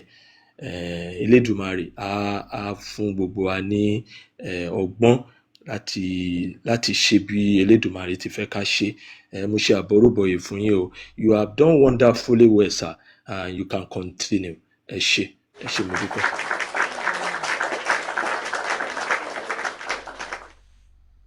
Okay. Ẹ kò jẹ́ n clarify ibẹ̀ yẹn o. Ẹ̀gbọ́n sókè o. Ṣé ń gbọ́ mi? Ṣé gbogbo lè ń gbọ́ mi? Ojú Ifá ni mo sọ. Mi ò sọ. Ṣé ń gbọ́ mi? Mo kàn fẹ́ sáré ẹ kọ fún mi 1 second ma. 1 second ma. Ẹ̀gbọ́n sókè. 1 second. Ojú Ifá ni mo sọ nípa ti Èṣù. Story yẹn ìṣe pàtàkì in Ifá. Ojú Ifá ni. So mi ò sọ láti ọpọlọ mi ò dẹ̀ sọ pé mi ò fi ṣe example. It's an odu. Wípé ẹni tó bá rúbọ Èṣù òun lèṣù ń gbè. I can get you the name of the odu and the verse gangan if you demand it. Then nípa tàwọn ìyá mi ẹ má tún bínú once again. Gbogbo alamọ̀ pé àwọn ìyá mi wọ́n máa ń ó láwọn míì tí wọ́n máa ń bájà, everybody ló mọ̀ yẹn. However, the point I was trying to make is that tá bá rúbọ àgbà, tá bá dẹ̀ ṣe appeasement àwọn àgbà, a lè turn àwọn ìyá mi sí allies wa tí wọ́n máa ti rí àwọn ẹbọ tí a rú tí wọ́n dẹ̀ máa sọ pé eléyìí ẹ fi sílẹ̀, ẹ jẹ́ kó rọ́nà lọ. So that was the point I was trying to make, sir. Thank you, sir. Babaláìkí ara ẹnìkan kọ sí comment section pé Ọ̀fà ló gbè ní odù 10 try láti sọ. Ẹ ṣé mo dúpẹ́. Mi ní pé bóyá odù kọ́ ni the way tí ẹ fi present ẹ ni mo sọ ń pa ẹ̀, and ìyá wa tí ẹ tún sọ̀rọ̀ ń pa ẹ̀yẹn náà atáyéṣe ni wọ́n, atáyéṣe, wọ́n ń bá èèyàn jà, wọ́n máa ń tú ayé ṣe ni. So ẹni tí ò bá tẹ̀ wọ́n ń bínú sí, wọ́n sì ń bínú sí ènìyàn náà bí kì í ṣe pé kán tú ìrìn àjò tí Elédùmarè gbé lé wọn lọ́wọ́ láti túnṣe ni. So wọ́n ń bá èèyàn jà, àwọn atáyéṣe àwọn ìyá wa táyé ṣe, ìyá wa láàánú, àwọn náà máa ń pè wọ́n. Àwọn abẹ́ ibi tí mo ń pè yín sí àkíyèsí nìyẹn. Ní abẹ́ presentation to Èṣù, odù lè gbé jáde bẹ́ẹ̀, ṣùgbọ́n bí ẹ ṣe present ẹ yẹn kò tẹ́ mi lọ́rùn, torí pé a lè kí odù ṣùgbọ́n làákàyè la fi ń tú. Lábẹ́ ẹni tí ó bá ṣe tèṣùn lèṣùn máa ń ṣe títí ẹ̀. Èṣù ó ń ṣiṣẹ́ fún Olódùmarè ni. Èṣù ò sì dúró sí abẹ́ ibì kan láti bá ẹnìkan jà tàbí láti gbèjà ẹnìkan. Ó ń deliver iṣẹ́ tí Elédùmarè rán ni. Ní abẹ́ ohun tí ẹ̀dá bá ṣe, òun lẹ̀dá máa gbà. Ìyẹn ni àlàyé kékeré tí mo lè ṣe ní abẹ́ ti Èṣù. Area yẹn mo ọ̀rọ̀ yín yé mi, gbogbo àlàyé yín ló bá wa lára mu, ṣùgbọ́n àárín yẹn torí pé àwọn nǹkan kan wà tá a gbúdọ̀ tẹnu bọ̀ tá a bá ti ń ṣe babaláwo, tá a bá sì máa tẹnu bọ̀ ó ní bá a ṣe ń ṣe. Tí a bá sì máa sọ nípa Èṣù náà, ó láwọn ibì kan tá a ti gbúdọ̀ sọ àwọn nǹkan kan nítorí pé òun ló ní agbára ọ̀rọ̀. Àwọn tó sì ń gbọ́rọ̀ wọ́n máa gbọ́ ju ẹni tí ń sọ lọ. Kí Elédùmarè kí ó járí ọ̀rọ̀ rere ká máa rí gbọ́ látẹnu ara wa. Àbọ̀rúbọyè lẹ́ẹ̀kan sí o, mi ò ní nǹkan tó sọ.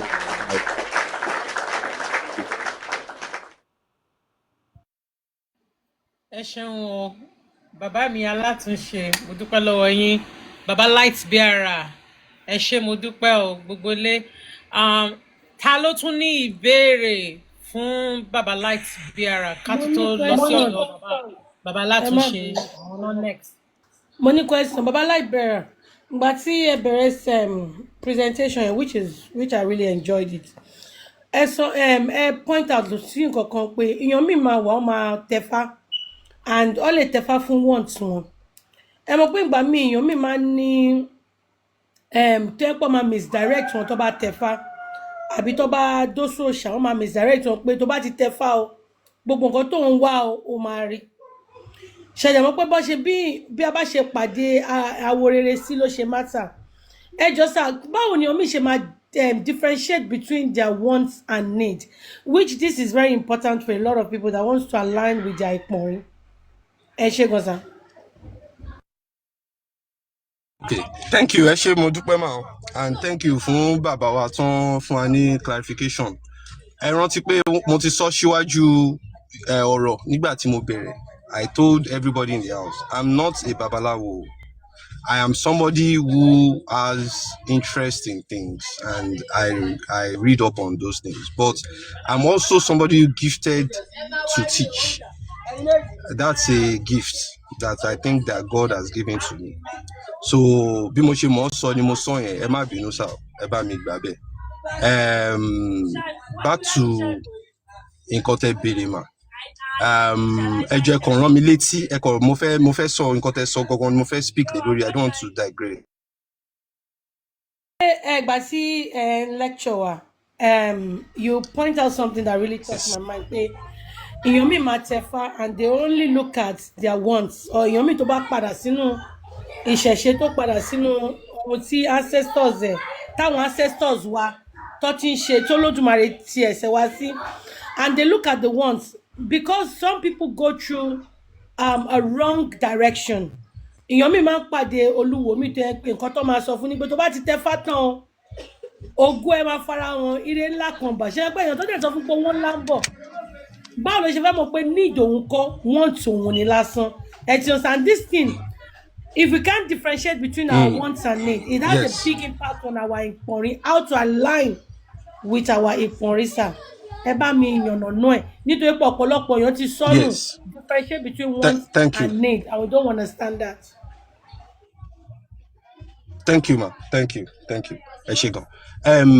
Sherry, Ifa does not mean that we have now gone a lot with our brains.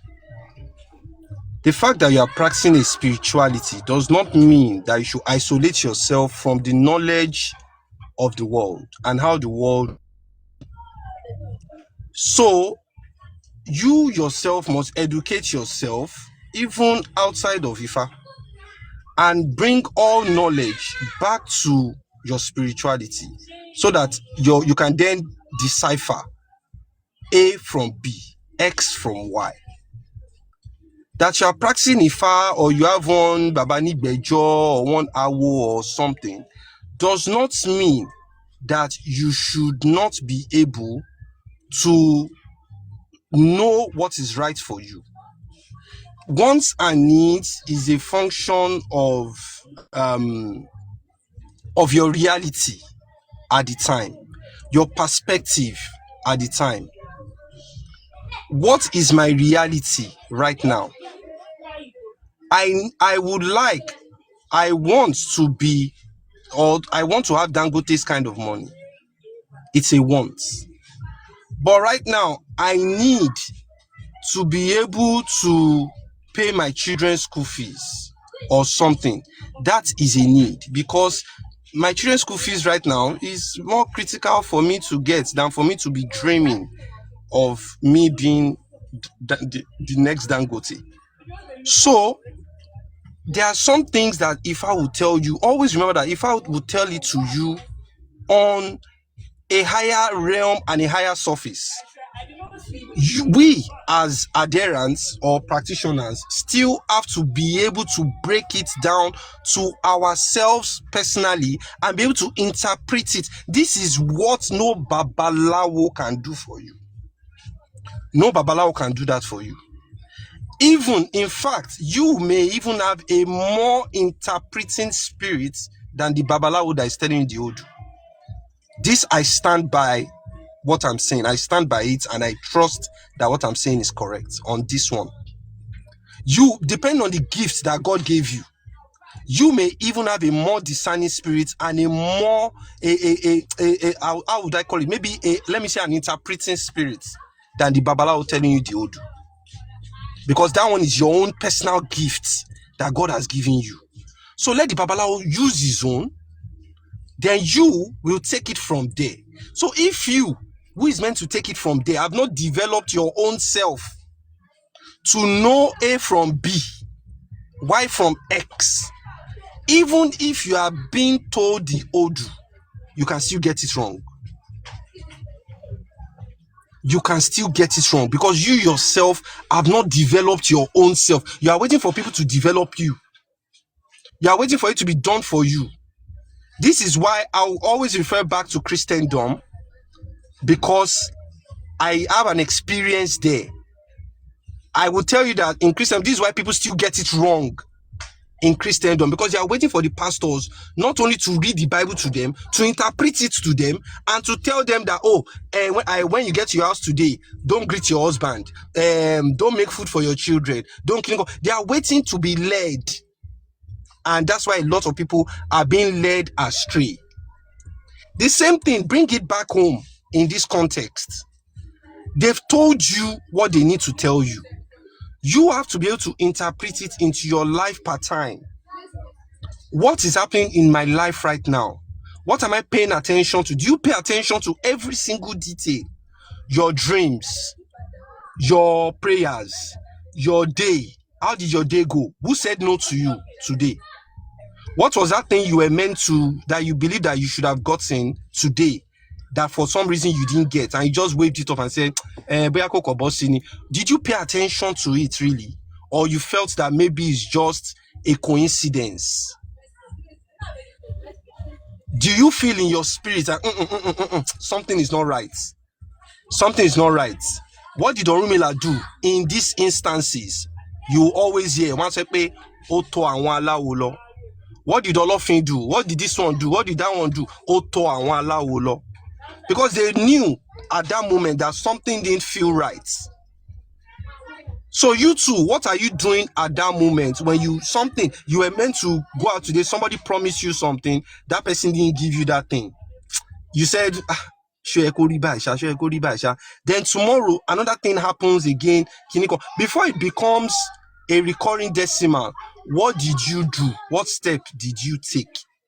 Did you pay attention to the detail? of your life. Because by paying attention to the detail of your life, you'll be able to know, okay, this is what I need at this time. Am I getting all my needs, or am I still lacking even in my own needs? I'll tell you something.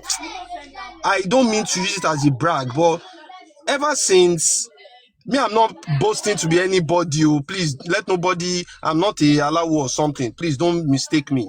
But I think that ever since I put my mind more in this Isheshe movement, I think that things have worked better for me. This is what I feel. Some may say otherwise and say, it's well, then they put their mind that it didn't work. Did you check yourself when you put your mind? Have you been paying attention? Or are you working with the wrong movement, or the wrong crew, or the wrong knowledge, or the wrong people just looking to scam you? Are you working with people that have your best interest at heart, that are teaching you every little thing, and that you yourself, you have interest to learn? Or are you waiting for it to happen as magic for you? If you put your mind to it and you are learning and you're on the right path, and you yourself, you are going out of your way to learn, to read, to do this, to do that, you will find out that the kind of results you'll be getting will start to even you yourself, you would have been so spiritually grounded that you begin to differentiate between your wants and your needs. You begin to get your priorities clear and straight. Ifa has told you that this is what you need to do now. You will not leave that thing and be chasing something else. You will walk towards that thing because Ifa has set it as a goal for you. But you were waiting all along that she be miracle lo ma bade, she be koko e kin ma rin lọ́jọ́ kan keni kan de sọ pé mo de like o gba $1 million re kin de dolowo. Is that how it works, or there must be something that will be done? In that thing that you do, the dynamics of nature will come into play on that thing, and you will now find out that that thing will now bring that goodies that you have been waiting for. It will bring it to you. And that's why the Yorubas always say, Orinrin nirewa. What that tells us that we cannot fold our arms and be waiting on miracle. We have to make a move. It is in the process of your moves. You find out that, they could call me to, but then God will now use one way or the other via the messenger called Ishodara. That same issue will now bring the one that will surmount somebody at the top for you to go up. Somebody will fall for you to rise. It is a issue that does that. Is the one that will now surmount somebody for you that you may rise in that thing. Final boost or final push, because it will not be by your power at the end of the day. It will be by some forces that will assist you that is beyond your own reasoning. So coming back to the question of wants and need, how much have you yourself set down as your priority? What is your priority? Right now, take a pen and pad and write, what are my priorities? Okay, what are my goals? Okay, what is my strategy to get to these goals? Or did Ifa say that because you are practicing Ifa, you shouldn't do these things? We are talking about Ifa for nations. We are not talking about Ifa for individual. Ifa for nations. Something that we will use to influence nations, not just one individual. So, what are the goals? What's the strategy that will get us there? Then, when we have all these things, you will now be surprised that in your next divination that you go for, Ifa will now specifically now help you shaping those strategies that you yourself, you wrote down because you were having a clear mind. Ifa will now even bring out an audio again that will clearly now put lights inside of that strategy, that it's now become clear to you that, this is what I need to do now. This is what I need to do now. Now pay attention to the word need. This is what I need to do now. And when you are now consumed by your own needs, no wants again can distract you. No wants can distract you again. That your need is what will be on your mind. is what will be on your mind. And you will then be surprised that you will meet a woli at that point. That woli will talk about that need. You will meet a babalawo that babalawo will talk about that need. You will meet an alawo at that time, and the alawo will talk about that need, because that need now has become paramount on your mind. Let me give you another experience, not from me, now for somebody else. I know somebody who wanted to start a building project, and his Ifa with his alawo was inside an old plate. You know, these old 1980, 70 aboard those dishes, ceramic plates. And this guy was going to start a project, and he brought a new awo, expensive awo, bought a new one, very expensive, very modern, and all of that, from Eko, and took it to the alawo and said, "Ejo eba mi transfer Ifa mi sinu awo tuntun mi o like awo to why." That's all what he did. When alawo started to differ for the guy, and the whole ritual of transferring the king to a new awo and all, alawo kept saying, "Ifa ndupe lowo yin o, but kò tí yé mi ìdí tí Ifá fi ń dúpẹ́." The guy keeps quiet. He didn't talk. He didn't say anything. Ó kàn dákẹ́ ó ń wò ni. Alawo repeats again. "Àní Ifá ń dúpẹ́ lọ́wọ́ yín sẹ́. Kí ló ń ṣẹlẹ̀ gan-an? Ifá kàn ń dúpẹ́, ó ń dúpẹ́, ó ń dúpẹ́. Kí ló ń ṣẹlẹ̀?" The guy keeps quiet, didn't talk. By the third time, Alawo breaks it down and says, "Ẹ wá, ṣé ẹ̀ ń kọ́lé lọ́wọ́ ni?" The guy says, "Bẹ́ẹ̀ ni sà." Alawo says, mo ṣáà ń wo látẹ̀kọ́ pé Ifá dẹ̀ ń dúpẹ́, Ifá dẹ̀ kí ló Ifá dúpẹ́ lọ́wọ́ yín fún? Ifá ń dúpẹ́ because you gave Ifá a new house. You gave Ifá a new house. So what did Ifá do in return? Ifá then is thanking you, and Ifá is saying that that your own project, me too, I want to give you a new house. I want to give you to a new house. So at that point, because of that singular action that person took, it has become a need. Remember, he was working in spirit, in line with his Iponri and all of that. So every single day, that house is on his mind. Every single job he's doing, every single money he's making, every single whatever resource he's having, time, space, and whatever, it is on that house. And so it was for a year till the person completed that structure, and he gave thanks at the end of the day. So this is also how our needs and our wants can be separated and understood. I hope I have done a bit of justice, ma. Thank you. Báwo ni orí rere kẹ́ tó make a submission yẹn ní sùúrù bàbá mi, just 1 minute. Just 1 minute, just 1 minute. Ẹ̀yin ló kàn. Ẹ má bìí dé, kò lẹ́yìn ló kàn. Ẹ̀yin náà ló kàn oríire. Bàbá mi Light Biara, ẹ ṣeun láti àtàárọ̀ tẹ́ tí ń dá wa lẹ́kọ̀ọ́. Àwọn nǹkan kọ̀ọ̀kan tèmi kan máa make a submission ni pé ẹ ń pe God. Mo mọ̀ pé gbogbo wa àṣẹ̀ṣẹ̀ padà, most of us àṣẹ̀ṣẹ̀ padà wálé ni. Olódùmarè làwa ní nínú cosmology Yorùbá. So that way at least mama pay attention sí yẹn. Mo mọ̀ pé bẹ́ẹ̀ ṣe ń kọ́ wa lẹ́kọ̀ọ́, ó really ń wọ̀ wá lára. Olódùmarè. God is for àwọn ṣé government of the day ni òun ni God ní ọ̀dọ̀ àwọn òyìnbó. Olódùmarè. Òun ni kẹ́ máa bẹ́ẹ̀ ni Olódùmarè ni kẹ́ máa jẹ́ kó ká máa tẹ̀ mọ́ra. And I'm still going to yes Olódùmarè. And I'm still going to tell everyone, mo understand pé àwọn èèyàn, we all trying láti sọ Yorùbá. Please let everybody express themselves the way they seem fit. Díẹ̀ náà ni a máa débẹ̀ ńjọ́ kan. Yorùbá tá ń sọ àgbọ́ o, òyìnbó tá ń sọ náà àgbọ́ lóòótọ́ o, asbaf náà la ṣe ń sọ, asbaf, as come, as go, òun náà la ṣe ń sọ. But mo mọ̀ pé gbogbo wa máa débẹ̀ ńjọ́ kan. But ẹ jẹ́ ká ní sùúrù fún ara wa, ṣé ti gbọ́? Ẹ jẹ́ ká ní sùúrù fún ara wa, gbogbo wa pátápátá la máa débẹ̀. Bàbá mi Alátúnṣe, ẹ má ti lọ o, ẹ̀yin ni eégún láti ń kẹ́yìn gbálẹ̀ o, ẹ má ti lọ bí kankan o.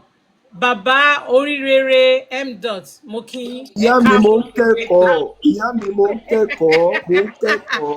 ẹ ṣeun o oríire mdot bàbá ẹ bàbá ṣeun ìyá ríro mi, mo kí yín o ẹ káàbọ̀ sórí ètò. ẹ ṣeun, ẹ kú ètò, mo kí yín ìyá mi, màmá kòfòṣì, mo dẹ̀ ṣe ẹlàbọ́rú, mo ṣe ẹlàbọ̀yè, mo ṣe ẹlàbọ̀yè bọ́ ṣíṣẹ́ o, mo ṣe ògbó aṣọ ìfájúnilọ́, yín o. mo dẹ̀ kí ẹ̀yin bàbá wa, ẹ̀yin ìyá wa lórí ètò, mo dẹ̀ tún kí bàbá wa light bearer for his amazing teachings. Bàbá ẹ ṣeun gan, a rí omi ìmọ̀, omi ẹ̀kọ́ mu gan nínú gbogbo nǹkan tí ẹ gbé kalẹ̀.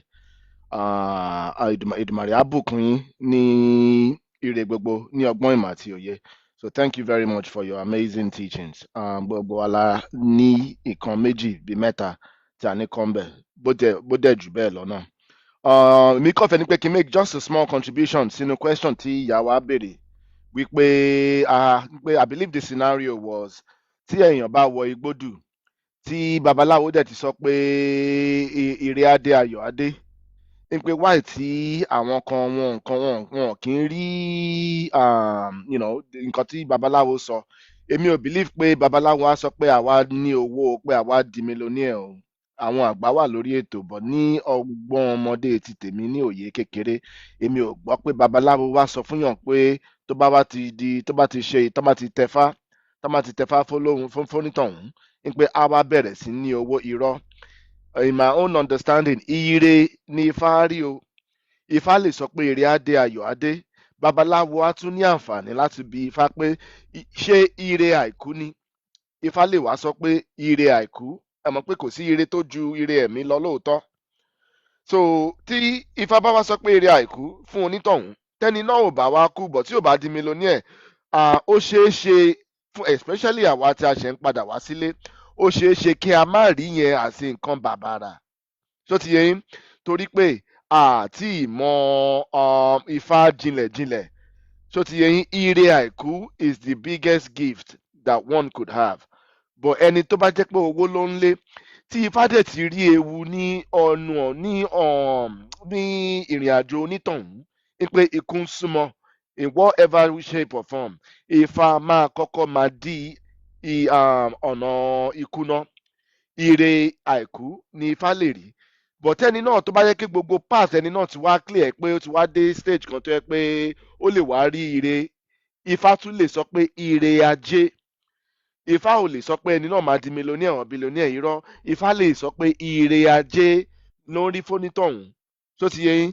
Nípa Ifá tí babaláwo dá fún ẹni náà, wọ́n lè sọ pé ire ajé wà ní ọ̀nà fún onítọ̀hún. So kò lè jẹ́ owó, kò dẹ̀ lè jẹ́ pé millionaire or billionaire ò irọ́ o. Ifá òun kò ń ṣe bí Ifá ṣe máa ń ṣiṣẹ́ nìyẹn. Ifá lè sọ pé ire ajé ló ní fẹ́nítọ̀hún. But okay, ká wá mú ẹni tí Ifá sọ pé ó ń rí ire ajé fún, ṣé yẹn wá mí pé ẹni náà pé ó máa wá automatically lówó ni? No o. Tẹ́ni náà ò bá ní nǹkan kan, kò ní iṣẹ́ kankan tó ń ṣe, kò ní òwò kankan tó ń ṣe, kò ní igbá kankan tó gbé síwájú ayé pé kán bóun rà.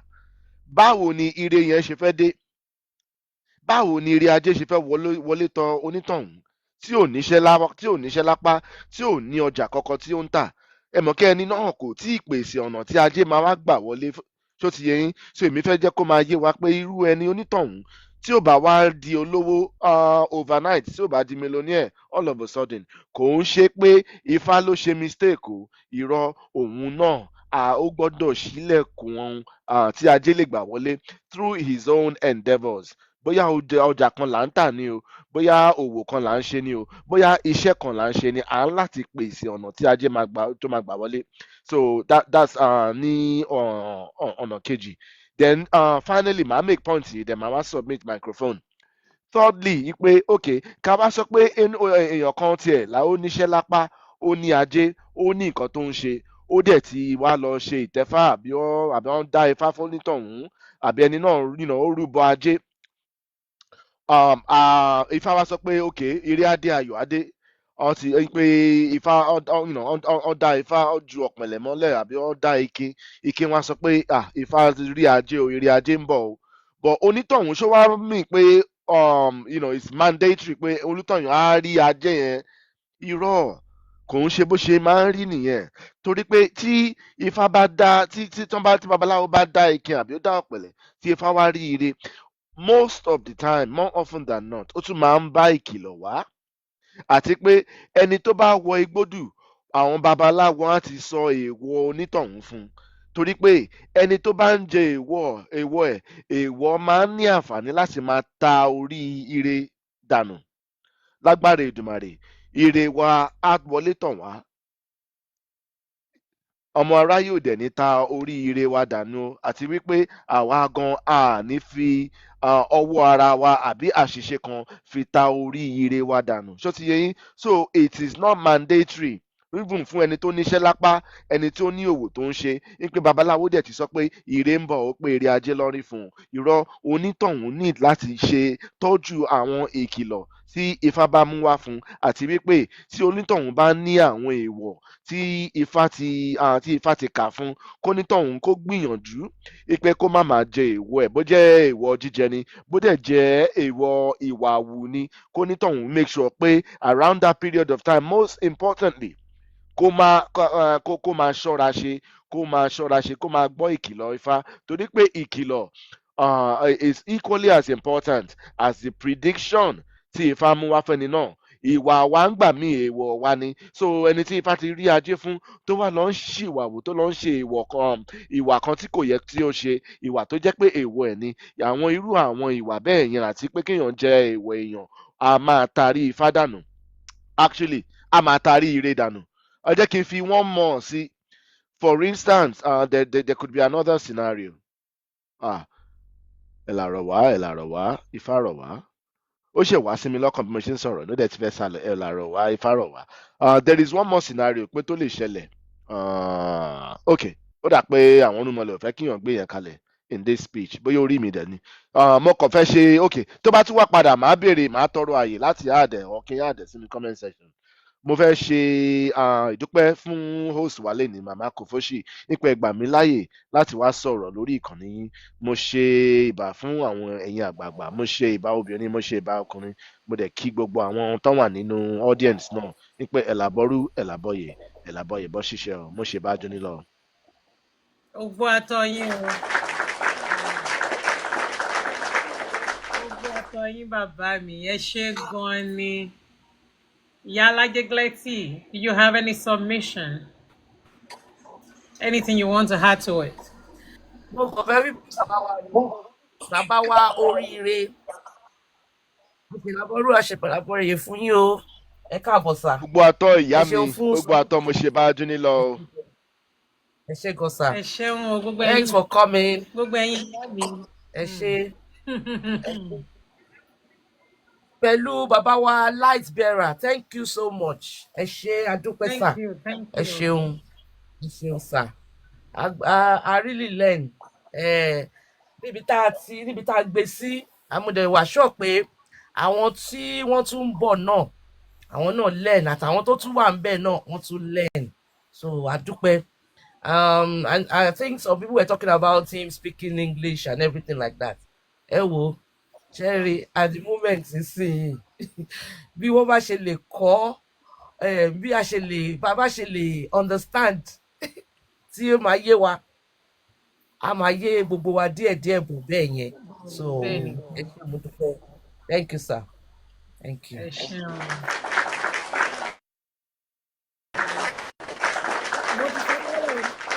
mo ti sọ ṣáájú mo ní pé àwa olóyìnbó tá àgbóyìnbó wa wà ń bí báyìí òyìnbó náà ní bí nǹkan mi àwa tá dẹ̀ tún gbọ́ yorùbá náà àwa ń bí báyìí àwa gbọ́ yorùbá àdẹ̀ gbóyìnbó so bẹ́ẹ̀ bàbá ṣe ń sọ ẹjọ́ ẹ máa gbà bẹ́ẹ̀ pẹ̀lú wa ẹjọ́ títí díẹ̀díẹ̀ náà ni ọjọ́ tá a gùn kọ́ ni à ń kan ọ̀run so díẹ̀díẹ̀ náà ni tó ṣe bí òwe o díẹ̀díẹ̀ náà ni àdébẹ̀njọ́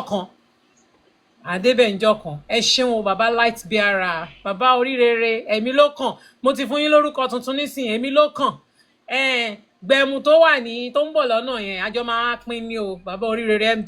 èmi àti yín àjọ máa pín ní èmi ò mọ̀ táwọn yòókù o àjọ máa ẹni pé mo ṣáà ń darúkọ èmi ló kàn pẹ̀lú yín. àṣẹ Èdùmàrè àṣẹ Èdùmàrè.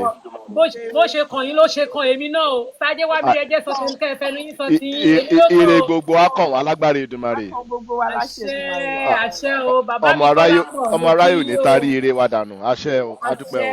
àṣẹ o Bàámi Kọ́lápọ̀ ẹ káàbọ̀ sórí ètò ire kan ẹ̀yin náà o ìyá mi Rẹ̀mílẹ́kún mo kí yín o. Bàbá ẹ kú ètò mo ń bọ̀ mo wà pẹ̀lú yín o. Àbọ̀rọ̀ àbọ̀yè gbogbo lé o, mo kí yín ogún gbogbo lé. àtọ yín o Ìyá mi, ìyá mi Rẹ̀mílẹ́kún ẹ mo kí káàbọ̀ yín o.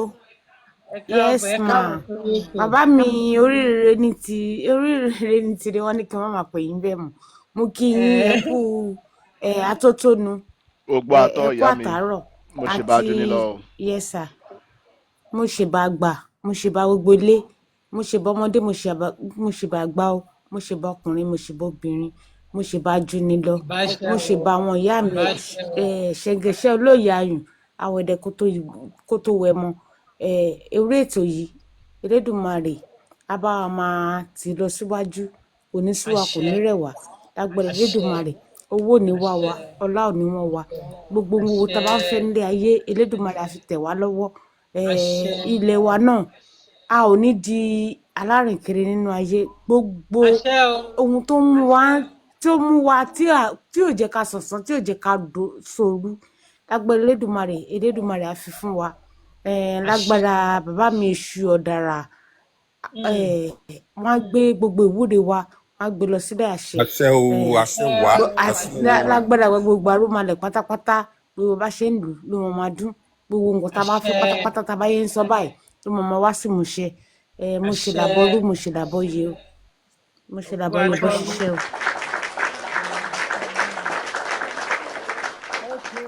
Bàbá mi Alátúnṣe ẹ̀yin ló kàn nísìn. ìyá mi mo ṣe àbọ̀rọ̀bọ̀yè o. Ìyá mi mo kí bàbá wa Kọ́lápọ̀ a kú ìrìn bàbá mo ṣe àbọ̀rọ̀bọ̀yè. Bàbá mi Alátúnṣe ẹ kú ọjọ́ gbogbo ẹ sí gbogbo ìgbà láṣẹ Èdùmàrè ọgbọ́n àmọ́ kọ́gbá fún yín o. Ìmọ̀ àmọ́ kún mọ̀ láṣẹ Èdùmàrè. Ìyá mi Rẹ̀mílẹ́kún mo kí yín o. Ìyá mi Rẹ̀mílẹ́kún mi tí rí bàbá mi o, ẹ kú wájú o, àbọ̀rúbọyè bàbá. Ifá orí mi rèé o, àgbààgbà orí mi rèé o, mo ṣe bá gbà o, kì má fẹnu kọ o. Gbogbo àtọ gbogbo aláṣẹ. Bàbá mi Alátúnṣe kẹ́ ẹ tó tẹ̀síwájú mo tún fẹ́ sọ bí bàbá bá ti bẹ̀rẹ̀ àwa táwa lókè yìí a máa pààrọ̀ láti máa gbé àwọn èèyàn gòkè láti béèrè ìbéèrè lọ́wọ́ wọn. Ẹ̀yin tẹ́ bá wà nísàlẹ̀ tẹ́ bá fẹ́ gòkè, ẹni tí ò bá ti sí tẹ́ bá fẹ́ kí gbọ́sẹ́ níwẹ̀ ẹ́ free o. kò sí problem bàbá mi. Bàbá ẹ wà pẹ̀lú tẹ́ bá wa. fẹ́ gòkè ẹ signal ní comment section, àwọn moderator máa gbé yín gòkè, ṣe ti gbọ́. Ẹ jẹ́ ká kọ́ gbọ́rọ̀ lẹ́tọ̀ọ̀nù bàbá nípa ìpọ̀nrí, how to connect to our higher self. Bàbá Light BR ẹ ṣì ní sùúrù, ẹ má sá lọ, mo mọ nǹkan tẹ́ fẹ́ tà láti ṣe ń bẹ̀ yẹn kò ayé ẹgbẹ́sẹ̀ yín ẹgbẹ́ wálẹ̀. Bàbá Light BR ẹgbẹ́sẹ̀ yín wálẹ̀ lọ bí kankan sí for now. Bàbá Light BR tí mo ti gbádùn teaching bàbá Light BR tínú mi dẹ̀ dùn gan torí pé ibi tí a ń lọ, ibi tí gbogbo wa ń wá, ibẹ̀ náà ni gbogbo wa ń dojúkọ. Ẹ̀kọ́ tí gbogbo wa fẹ́ mọ̀ òun náà ni à ń mọ̀. Mo dẹ̀ dúpẹ́ pé gbogbo ìdára wa lẹ́kọ̀ọ́ lórí òkè yìí fún ìmúlò ara wa náà ni. Ó dẹ̀ ṣe pàtàkì kí ẹni tó ń wá ẹ̀kọ́ kó rí ẹ̀kọ́. A dẹ̀ dúpẹ́ lọ́wọ́ Olódùmarè wípé bí a ti ń wá náà là ń rí. So bàbá wa Light BR, I must commend you wípé ẹ ṣé gan ni fún ìdánilẹ́kọ̀ọ́ tó ṣe pàtàkì tí ẹ fún wa. Elédùmarè á jẹ́ kẹ́ pẹ́ fún wa láṣẹ Èdùmarè. Mo dẹ̀ tún kí bàbá wa Oríire náà wípé wọ́n ṣe gan fún àkíyèsí tí wọ́n ṣe ní abala ti ibi tí wọ́n ti bá wọlé yẹn. Bàbá wa Oríire ẹ pẹ́ fún wa láṣẹ Èdùmarè. Mo dẹ̀ kí gbogbo wa tá wà nínú ilé bẹ̀rẹ̀ láti ìyá wa Màmá Kòfósì títí kan ìyá wa Ìyálájé pẹ̀lú gbogbo àwọn ìyá wa Ajéwámirí, gbogbo wa pátápátá tá wà lórí òkè yìí. Ìyá wa Rẹ̀mílẹ́kún òní àjíǹde ara a máa jẹ gbogbo wa láṣẹ Èdùmàrè. Ìbéèrè tí ẹ béèrè kò lábẹ́ àfikún tàbí torí pé mi ò rí àyọkúrò ní ohun tí àwọn èèyàn ti sọ síwájú nígbà tèmi fi bá yín lórí ètò, and mo dẹ̀ júbà gbogbo àwọn tán ti sọ síwájú pátápátá, nítorí pé ẹni abálábà náà ni bàbá. Mo júbà gbogbo wa tá ti sọ̀rọ̀ síwájú. Ìpọ̀nrí wa wọ́n ti ṣàlàyé ẹ̀ fún wa lábẹ́ ẹ̀kọ́ tí ìyá wa tí wọ́n lọ yẹn, ìyá wa tí wọ́n kọ́kọ́ sọ̀rọ̀ kó tó di pé Enlighten Soul. Enlighten Soul. Bẹ́ẹ̀ ni, ẹ ṣé ìyá mi, wọ́n ti bá wa sọ ọ̀rọ̀ gan tó jẹ́ wípé ó ní ọ̀pọ̀lọpọ̀ ìtumọ̀ tí ó dẹ̀ yé wa yékéyéké kó tó di pé àwọn bàbá wa Light náà tún gbé. So kákàn ní pé ká fi àfikún díẹ̀ náà ni, torí pé lábẹ́ òkè ìpọ̀nrí tí bàbá Light ti sọ àwọn ọ̀rọ̀ tó rí lè bá dúró gangan bí ọ̀rọ̀ yẹn ṣe rí, bí ìrìn àjò yẹn ṣe rí. Ó jẹ́ ẹnì kejì wa ní ọ̀run tí ó dẹ̀ ní ìwé àṣeyege wa lọ́wọ́ nínú ayé tí wọ́n máa ń pè ní blueprint, tí orí inú, gẹ́gẹ́ bí wọ́n ti ṣàlàyé fún wa yẹn tó ń pè ní orí inú.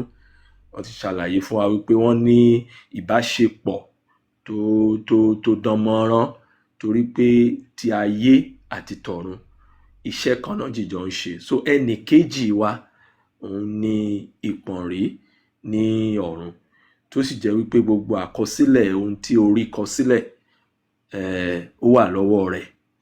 Ó sì jẹ́ ẹni tó máa ń jẹ́rìí sí àkọsílẹ̀ orí, tí ó sì jẹ́ wípé nígbà tí orí bá padà ṣe gbogbo ìrìn àjò rẹ̀ tán níbí náà, tó bá padà, ìwé àkọsílẹ̀ yẹn láti bára wọn mu. Wọ́n dẹ̀ ti bá wa sọ̀rọ̀ nípa àyànmọ́, wọ́n ti bá wa sọ̀rọ̀ nípa ìpín, wọ́n ti bá wa sọ̀rọ̀ nípa àkúnlẹ̀yàn, and in all these area tí wọ́n ti bá wa sọ̀rọ̀ yìí, I believe pé a ti ṣe ọ̀pọ̀lọpọ̀ ìrántí lábẹ́ kíni ìpọ̀nrí jẹ́ àti ní kíni orí inú jẹ́. Ká dẹ̀ tún wò náà ní abẹ́ ìwà ara ẹni rí tí a ti ń ṣe ọ̀pọ̀lọpọ̀. Wọ́n ṣàlàyé náà lábẹ́ ẹ̀bùn, wọ́n ṣàlàyé lábẹ́ èyí tá ń pè ní ìmọ̀lára, ìmọ̀ inú, tó ń pè ní àwọn kan máa ń pè ní ìmọ̀ àyà, tí wọ́n ń pè ní ìmọ̀ inú. So all along a ti really gba ìdánilẹ́kọ̀ọ́ tí a ò lè tàdánù, tí a ò dẹ̀ lè sọ pé bẹ́ẹ̀ kọ́. Ṣùgbọ́n ní abẹ́ ti ìlànà ti ṣẹ̀ṣe, òun ni ìdánilẹ́kọ̀ọ́ yẹn kàn jẹ́ ibi tí mo fi pè wọ́n sí àkíyèsí lẹ́ẹ̀kan yẹn pé torí pé ará ilé ni gbogbo wa. Tí ènìyàn bá ṣẹ̀ ti jẹ́ ará ilé, kò gbúdọ̀ dúró síta. Gbogbo nǹkan tó bá máa ṣe, a máa pè mọ́ ara rẹ̀, nítorí pé ìdánilẹ́kọ̀ọ́ tá ń kọ́ra wa yìí, òun là ń pè ní culture wa. So bí ìyá wa advocate ṣe mọ̀ nígbà tí wọ́n sọ̀rọ̀ lẹ́wọ̀n ní bàbá wa èṣù, wọ́n ní bàbá mi èṣù láàlú. Gbogbo àwọn ọ̀wọ̀ àti àpọ́nlé yẹn ó ṣe pàtàkì fún àwọn irúnmọlẹ̀ wa àti òrìṣà wa ní gbogbo ìgbà tá bá fẹ́ sọ ọ̀rọ̀ nípa wọn. Ìyẹn ní abẹ́ ti culture. So kò ní máa jẹ́ kí ènìyàn máa ní iyè méjì wípé àbí ará ìta ni, àbí ará ilé ni, àbí báwo ni. So ìyẹn ni àlàyé tí mo rí ní abẹ́ ti ibẹ̀ yẹn. But so wonderful, so good, àti ní ìdánilẹ́kọ̀ọ́ tó yanrantí, tó yanrantí. Wọ́n tá bá wá rí ìbéèrè nítorí pé tí n bá ní ká máa tún sọ̀rọ̀ lábẹ́ ìpọ̀nrí ó jẹ́ òun náà la higher self.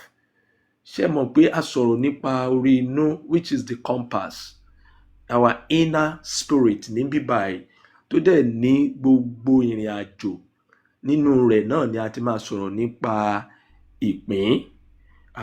Tá bá dẹ̀ ń sọ̀rọ̀ nípa àyànmọ́, bàbá Lighting wọ́n sọ̀rọ̀ torí pé ìrìn àjò tí ò tí ì parí òun ni à ń pè ní ìpín. Ṣùgbọ́n nínú ibi tá a ti ń rìnrìn àjò tí ò tí ì parí yẹn àwọn kan máa parí. Gbogbo eléyìí tó bá ti parí tó ti dẹja gbẹ yẹn ó ti dàyànmọ́. Ikú òun ni òpin ìrìn àjò. So at the end of the day àyànmọ́ rẹ̀ ó ní láti correspond pẹ̀lú nǹkan tó kọ sílẹ̀ ní òkè ìpọ̀nrí tó wà lọ́wọ́ òkè ìpọ̀nrí. Ìyẹn ni pé ó ti rí iṣẹ́ yẹn ṣe nítorí pé a lè yí àyànmọ́ padà. Ṣùgbọ́n ìpín la máa ń ṣe àmójútó rẹ̀. Ìpín wọ́n máa ń pe ìpín ní nǹkan tó wà adjustable tó máa bá ìrìn àyànmọ́ lọ. So unadjustable one ní nǹkan tó ti gbẹ ó dàbí ẹni pé kí ènìyàn gbé apẹ tó ti gbẹ àti amọ̀ tí ò tí ì gbẹ. Nínú amọ̀ tí ò tí ì gbẹ a lè fomi bà á, a lè yọ nǹkan tó lù wá, a lè ṣe nǹkan tó wù wá ń bẹ̀. Ṣùgbọ́n kété tó bá ti di ìkòkò tó gbẹ ó ti di ìkòkò nìyẹn, ó ti bọ́ sí abẹ́ yàrá seal tí wọ́n ń pè ní àyànmọ́ tí kò ṣeé yí padà mọ́. Wọ́n dẹ̀ ti bá wa sọ̀rọ̀ lábẹ́ the process tí àyànmọ́ fi máa ń transform. So ó dẹ̀ yé mi dáadáa ní abẹ́ ibi tí wọ́n ti ṣàlàyé ẹ̀. So ní abẹ́ ti ìpín àti àyànmọ́ tó ní í ṣe pẹ̀lú ìpọ̀nrí wa tí a dẹ̀ mọ̀ pé is the higher self, tí Ifá tó máa ṣe ìwádìí lọ́wọ́ rẹ̀ ní ìgbà tí gbogbo nǹkan bá dàbí ẹni pé ó lágbára pọ̀, nítorí pé resistance òun ló máa ń fa ọ̀pọ̀lọpọ̀ ìrìn àjò wa lọ sí ọ̀dọ̀ Ifá. Àwọn blockages, àwọn ìdíwọ́, àwọn ohun tá a fẹ́ dì tá a ti dì, àwọn àìní àlàáfíà ọkàn bí bàbá wa Light ṣe bá wa sọ̀rọ̀ ń pa ẹ̀. So tí àwọn nǹkan yìí tó bá ti ń dojúkọ wá ó ń béèrè wípé ká tọpinpin ìrìn àjò ni. So ìtọpinpin ìrìn àjò yẹn náà ń pè ní diagnose. À á lọ gbóòórùn ibi tí àtúnṣe ti lè wáyé nínú ìrìn àjò ìpín tó wà nínú àyànmọ́. Torí èyí tó nígbà tá a bá wá lọ bẹ̀rẹ̀ sí ní ṣe ọ̀tọpinpin rẹ̀, àwa máa fi Ifá tọpinpin rẹ̀. Àwọn odù tí ó jẹ́ 256 yẹn ó ní oore ọ̀fẹ́ púpọ̀ láti bá wa diagnose nǹkan tó ń dá wàhálà sínú ìrìn àjò wa tí ò jẹ́ kí omi wa kó sàn bó ṣe yẹ kó sàn. Lábẹ́ pé ká wá máa ṣe ìtọpinpin yìí, a lè fi gbogbo àwọn odù yìí a máa gbé wọn síra wọn, máa yẹ̀ wọ́n wò, ibo ló ti gbẹbọ, ibo ló ti gbètùtù, ibo ló ti gbàlàyé, ibo ló ti gba ìmọ̀ràn. Gbogbo àwọn nǹkan wọ̀nyí ni Ifá yìí a máa sọ fún wa. Bí èmi àtẹ̀yin náà sì ti mọ̀ wípé ní abẹ́ odù kankan àwọn fásìsì tí ń bẹ ó lé ní 1000. So ẹ wá rí i pé iṣẹ́ ńlá ni tí ọ̀rọ̀ ènìyàn ò bá wá gbètùtù ó ti di àyànmọ́ nìyẹn, àbákú làṣọ ìwúrẹ́. Nítorí pé ìwà tí ò gbètùtù, ìwà tí ò gbàtúnṣe, ìwà tí ò gba ọ̀nà láti lọ, kí ló tún fẹ́ gbà lábẹ́ 250 ìwádìí kéèyàn lọ diagnose ara ẹ̀ ní 250 places ní abẹ́ odù kí ó má wàá rí ọ̀nà àbáyọ nínú ìṣòro tó dojúkọ. Ìyẹn á máa jẹ́ èyí tá à ń pè ní bí ó ti wà nìyẹn, kò sóhun tá a lè ṣe ń pa rẹ̀, ó ti dàyànmọ́ nìyẹn.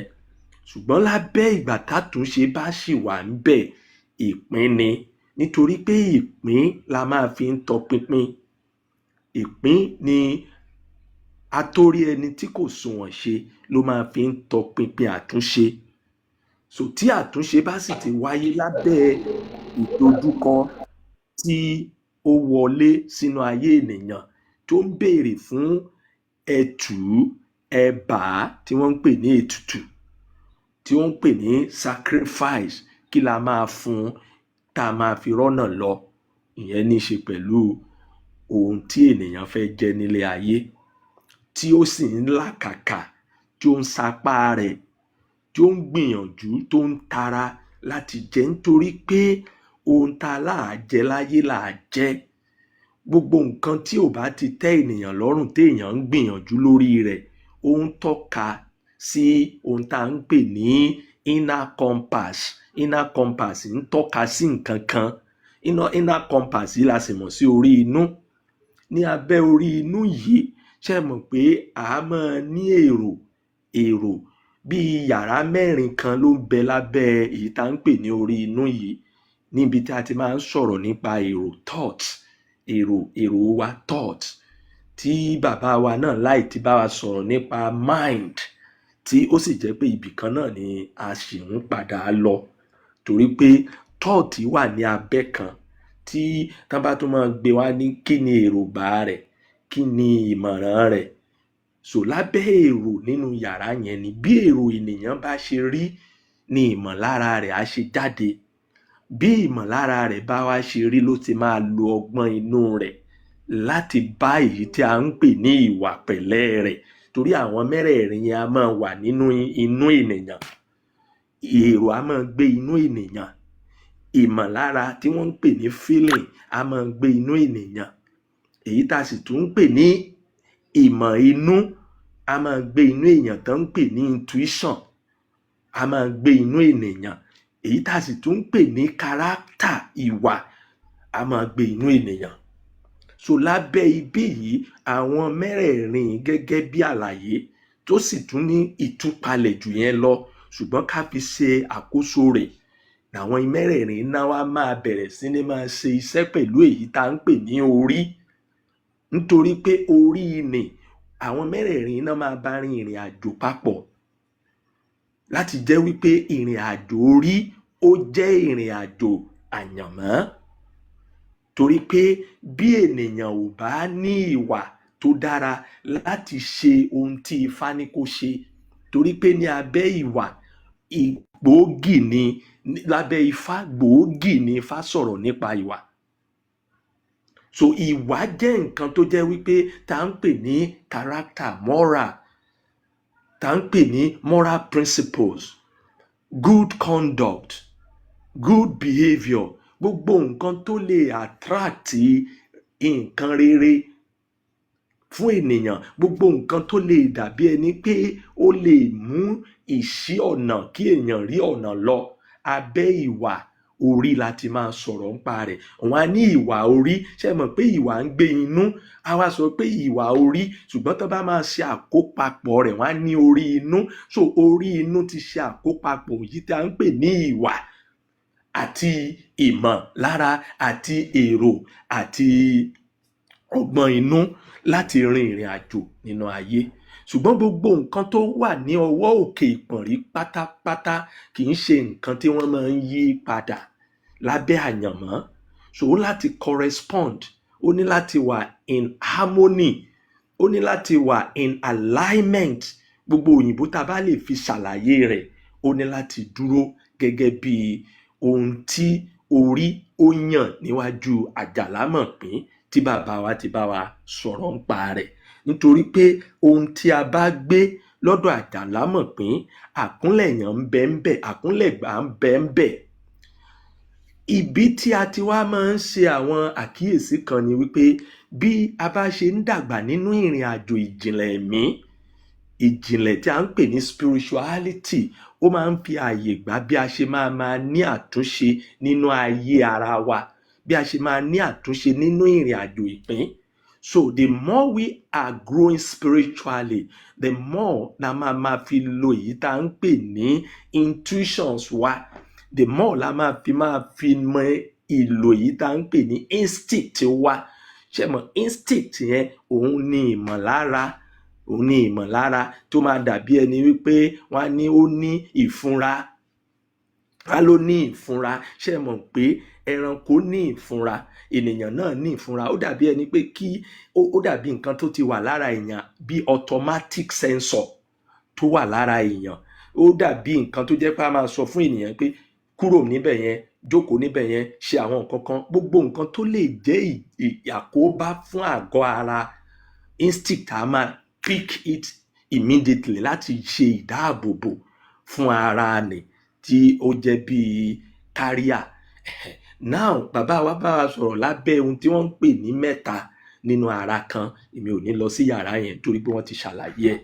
Ní abẹ́ èyí tá ń pè ní intuition, tá ń pè ní ìmọ̀ inú, tàbí tí àwọn kan máa ń pè ní ìmọ̀ àyà, ibẹ̀ yẹn ni à ń pè ní wisdom tí òun dúró de ká máa ṣe calculation.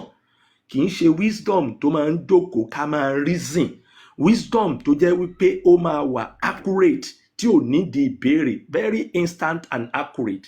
Unconsciousness side ló ti gbé jáde, but kò ever miss ẹ̀ rí. Ìmúlò rẹ̀ ó ní í ṣe pẹ̀lú bí a bá ṣe wà spiritually grounded, bí wọ́n ti ṣàlàyé fún wa.